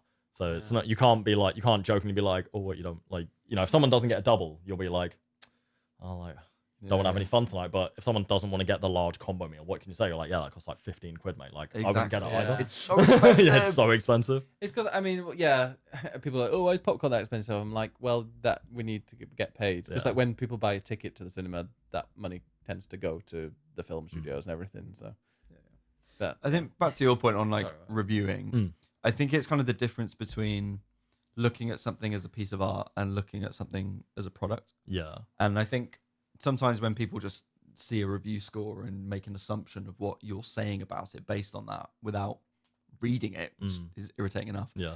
But I think that's then really tricky with something like Stalker, because you can see artistically what they're trying to do, and maybe they do achieve that, But as a product, you're thinking, well, do I recommend that somebody spends money and plays this? And if it's literally broken, then how do you recommend that as a product? I had a similar thing with last year with Lords of the Fallen, which was similarly in a terrible state where I literally couldn't finish it for review. Which is a nightmare as a reviewer. Because like the frame rate was just so bad. It was literally like 1 frame a second. It was with loads of enemies trying to attack you. Absolutely appalling. And I was like, I can't recommend this experience to someone. Now, as it was incredibly derivative of Dark Souls. So I still artistically wasn't thrilled by it. I remember Lords of the Fallen. But like as a product, it's like, well, how do I recommend that to someone? And then with Stalker, I guess it's the added thing of, like you say, they've made that in a war. So how what's the word? Critical. Well, yeah, like how critical can you be when you can sort of understand the conditions that they've had to make that in? How do you then say, oh, but they haven't actually made it playable? Like, and then how do you put a score on that and review that? Like, so that's a really tricky thing that I think that's why the review scores, when there were scores, were all over the place for that game, because some people really took the performance to heart, and some people overlooked that and said, no, I appreciate what it's doing artistically. I guess it's one of those games you just have to play it to find out what you think of it yourself. I think what you say about product versus art is definitely, it's what I think is maybe the biggest struggle with game reviewing. It is like every critic is going to be different in how they weigh those things up. Like I think you do just have to judge it on a case by case basis. Like I won't necessarily consider like, is this game £60 or is this game £5? Like, are you getting your money's worth? I don't believe I'm writing a buyer's guide. I think I'm evaluating a piece of art. Yeah. But then when you get a game like Stalker and you're like, actually the technical aspect of this game is intruding on the artistic aspect of the game, that is probably more so where you have to, that then does have to be reflected in a score if you give it. Yeah. So I think overall, I do like scores. I think, and again, maybe it's just my film background where I'm like, reviews have always had scores. Like that's what, in my mind, what makes them a review rather than just like a piece of criticism. Yeah. Like I love criticism that's just criticism. But in my mind, a review has a score. And again, like it's a matter of taste. I think you should like in the way that there are famous film critics, you should find a games journalist whose taste aligns with yours. And then I know we all want to say like, oh, just read reviews, and like we're like all in games, so we do read reviews. But if you just want a quick recommendation for something and like, oh, I like, every game Ed Nightingale's liked, I've liked, every game he's hated, I've hated, what does he think about this game? And you can just see a score at a glance, be like, okay, cool, yeah, he likes that game, sweet, I'll get it. Or like, he didn't like that game, I won't get it. I think that's a more healthy way to engage, for like audiences to engage with critics, is to be like, find a critic that seems to fit their taste. Yeah. I found that before I started reviewing myself, it was like there were certain reviewers that I knew I liked, and now that I've seen more, I don't necessarily agree with them as much. But I think that's how you do. As you said, it's about taste. You see someone else's taste, you have your own taste, you match them. And some publications as well, like I don't know, like I've said before, that Edge. Generally, I know that they have people that review things on freelance and stuff. But generally speaking, if a game gets like even 7, 8, 9, 10. I know it's going to be pretty decent, fun game to play. Yeah. Yeah. And like a publication is not just a single entity. It's like multiple people, and they can have different opinions within the same place. So don't read it all the time. Yeah. Like, I don't want to say take it with a pinch of salt, because I think reviews are worthwhile and a key part of games media. But like you say, focus on who is writing it and think about who they are and what their taste is, not just, oh, I'll look at the headline of the score and where it's from and make an assumption about what the game is. Yeah. I think with very few exceptions, such as Edge, reviews are deeply, deeply personal and rarely like indicative of an overall outlet and its style and philosophy. I'd say Edge is definitely like the most well-known. I wouldn't name another outlet that's like Edge in that if it gets a really good score there, you're like, oh shit, this is great. Yeah. I wonder what it's like with Famitsu, because they have obviously like the 4 people that review them. Is Famitsu the one that does out of 40? Yeah. Okay, I think Famitsu's the other one I was thinking of then, actually. yeah. Yeah, well, I was like, What's wait, the one no, with there's. coffee table. I was like, wait, there's one that does it out of 14. Yeah, I think like for them, if theirs is like in the very high 30s, you're like, oh shit, that's. Yeah, gonna so be like good. they can love yeah. it. They can all absolutely love it, and it gets like a 35 or 36. And to me, 35, 36 out of 40, I'm like, oh, that's not that big. I think that's But- great. Well, yeah, it is, but I'm like, oh, actually, yeah, that's like over 9 out of 10. Yeah. So, Well, on that's the average, thing, it just because doesn't. it's- My because brain it's doesn't individual, hear. and then that Yeah. adds up all the little. And I see the a little 5, bits. and I'm like, well, that's gonna be bad. Yeah. But final question. Now you know that obviously Ed's going to be playing Dragon Quest 3 remake HD, whatever it's called, 2D master. What's going to be your Christmas or your holiday game? Oh, so definitely want to get back into Helldivers now that they've done the Illuminate update. I played a bit of it today after my enemy shift. Is and that that was fun. for some reason I kept calling it the Illuminati? Yeah, Well, like basically, it sounds like it, doesn't it? They're not. They're like robots and zombies and shit. I don't really know what they are. Oh no, I didn't know if that was the name of it because I'm like, is it Illuminate? Actually, Oh, it's yeah. Illuminate. No, it Okay, is yeah. Illuminate. Right. And then oh my gosh, what was the? Catley. No, my friend, my friend's been wanting to play it, and I even got a PR mentioning it to me today, and I was like, oh, it's funny you mentioned that game because my mate really wants to play it over the holidays. I'm gonna just cut this. We can pause.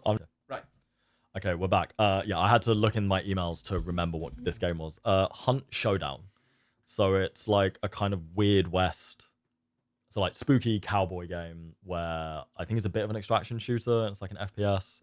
I think it might be partially a survival game as well. Yeah, I'm I've not played 100% it. sure what it is, but yeah, a friend of mine in New York really wants us to play together. And yeah, PR just randomly mentioned it to me today, and that's when I was like, oh yeah. Because there's Post Malone, I think, in it now, is it? Post That Malone? was it. He was, Oh, yeah. it's that But game. it's Yeah, that yeah. game I've played. What is Post Malone doing in it? I Who is don't Post? know. He's a singer, I think. I mean, he's a country Rapper. singer. He's a country rapper. So like, I Yeah. kind of get it, but like, is he a character in the game? Does he just have a song in the game? I Like, don't- I so didn't. I didn't played ask because I was like, I'm not like I'd finished my new shift. I played the Hunt Showdown, and it is one of the most intense, scariest games I've ever played. Ooh, And okay. it's teams of 3, or like I don't know how many teams start off. I think it's usually like, I mean, off the top of my head, like 4 teams. Well, 3 or 4 teams will start in different locations on this map. And I don't know how quickly, because it has been a long time since I played it, but there is a boss at some point on the map. Okay. And I don't know how you find location. I think there's like you get clues and stuff Yeah, I think it's to something work like that. out, and then you have to literally be the team that gets the boss, kills it, and leaves with the loot. Right. But there's okay. permadeath in there, Yeah. so obviously when there's a showdown, because you pretty much all gonna meet there, but you might be really really late. So you might you might arrive there when the other two other teams are really fighting it out, and you might then be able to kind of like, hey, look, they killed each other more or less, but there's one person left that's going to run away. You kill them and you can Yeah. take it. So there's so much stuff. But I remember playing it, and like the boss was down in like a underground area, Ooh, okay. and my friend, I'm not very good at games in general, but the 2 people I were playing with, like, were massive Hunt Showdown fans. They loved it. They were great at it. They ended up dying fighting this boss, so I was the last person alive. Though I think it said that there were other people around on the map, and it's quite dark and dank. And I think as it gets later, I feel like it gets darker as the game goes on. And I'd got the prize, and I need to extract, and I needed to get quite far to a boat to extract this, and like this sweat and stress. That I knew that there were big groups of people. If they found me, I would be dead, and I would like. But the fact that there was this huge reward that I was holding, like I was like shaking, like my heart was palpitating. Pounding. Yeah, it was beating very hard, and yeah, I managed to extract it, and I think they were about to come up to find me as well, just as I extracted it. It was so intense, but it is just a really fun game. Okay. And you Yeah, can goof I'll around as well. So Is it free to play or is it premium? I think I don't know if it's changed, but I think it was premium. It was premium when I Okay, cool. That's played fine. it. But yeah, they also have like a weird currency thing that you extract with money, and then you can buy weapons to go into like another run. Nice. But no, it's really intense. Let me know what you think, Gus. It's Yeah, I'll try and find some. I mean, I'm doing Christmas cover at Games Radar, but I think January 1st, like 1st, 2nd, 3rd, 4th, and 5th, I'm completely off. And then I fully start at Games Radar on January 6th. So that's like, for me, that's my Christmas period, you know? And so I think I'm just going to try and play as much video games, as many video games as I can in that like 5 days. Looking forward to it. Sounds So I'll perfect. try and get into Hunt Showdown. brilliant. Nice. Oh well, thank you so much for joining us for such a long time as well. Like we've Yeah, kept thank you. you. That's good. Thank you. It's nice Oh, to it's hear late. about some different games that we haven't played ourselves. Yeah. And have a nice expert opinion. So. Same with you guys, because I think I'm definitely. I didn't grow up with like a lot of the kind of like very classic Japanese games. So like when people were seeing like Okami, too? Okami, yeah. Yeah, and like Onimura, Yeah, I wasn't either. Omishura, Oh, Onimusha. Onimusha, like stuff like that. Like so many people on the games team were like, "Oh my god, it's this game," and I was just like, "Never heard of this in my entire life." And I think that is something that's like weird and wonderful about video games. Is it's so broad, and it's like again, it's like film where it's like. You know, you can love like French cinema or like just English films or American films, and there's still a whole world out there that you've not even dipped your toe into. And it makes me, so yeah, it's cool to hear it's about all the interesting games you've loved. Obviously, every year goes by, there are new people that are in the industry that love industry and like love video games, but they can't play all the classics. No, exactly. Like, so there's all these, and I just hope it doesn't get to the point. I'm sure it will do with some people, but like, oh, I can't believe you haven't played this game. And it's like there are literally like, I don't know, 30 fantastic games every single year that come out that are like must plays.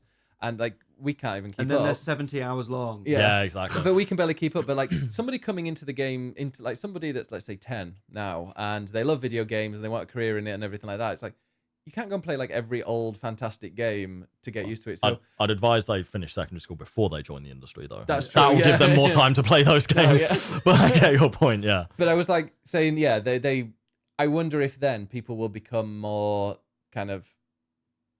Like heading down a genre like in films, like you said, like becoming they more love specialized. Yeah, so like you know what, I just really love racing games. Yeah. And I know you see people obviously in esports and stuff that really just only care about that, but I wonder if it's going to be even more prevalent the fact that there are just so many different games out there that are must plays. There's definitely space for that. Yeah. But yeah, thank you for having me on. This has been fun. Where can people find you on social media if they want to read your stuff? I'm on Twitter and Blue Sky as Veeds Tweets. It's VEEDZ TWEETS. Yeah, I wasn't changing it for Blue Sky. I was like, I'm Veeds Tweets. That's it. Yeah, that's fair. Don't know what you call them on Blue Sky. Posts. Ugh.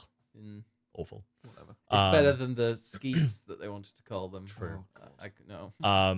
But yeah, I mean, yeah, just put that in the description or something, or just search my full legal name, Issy Van Der Velde. There are very few of us in the world.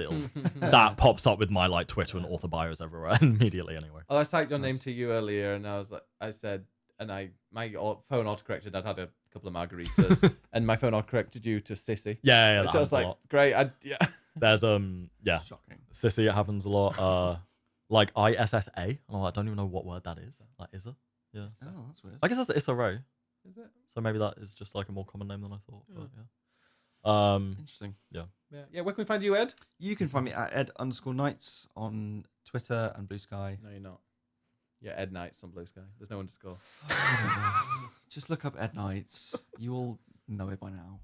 And you can find me, Biggest Bennis on Blue Sky. That's the only place I really post stuff these days. And obviously, check out YouTube and Twitch, Biggest Bennis. YouTube, definitely, especially swapping joysticks on Christmas Eve. There'll be another special coming up. So look out for that. And then we will have our Game of the Year things. Game of the Year plus the Swapping Joysticks Awards. That will be just before New Year, although we have to record it. So before and the very, very, very start of New Year, it might be.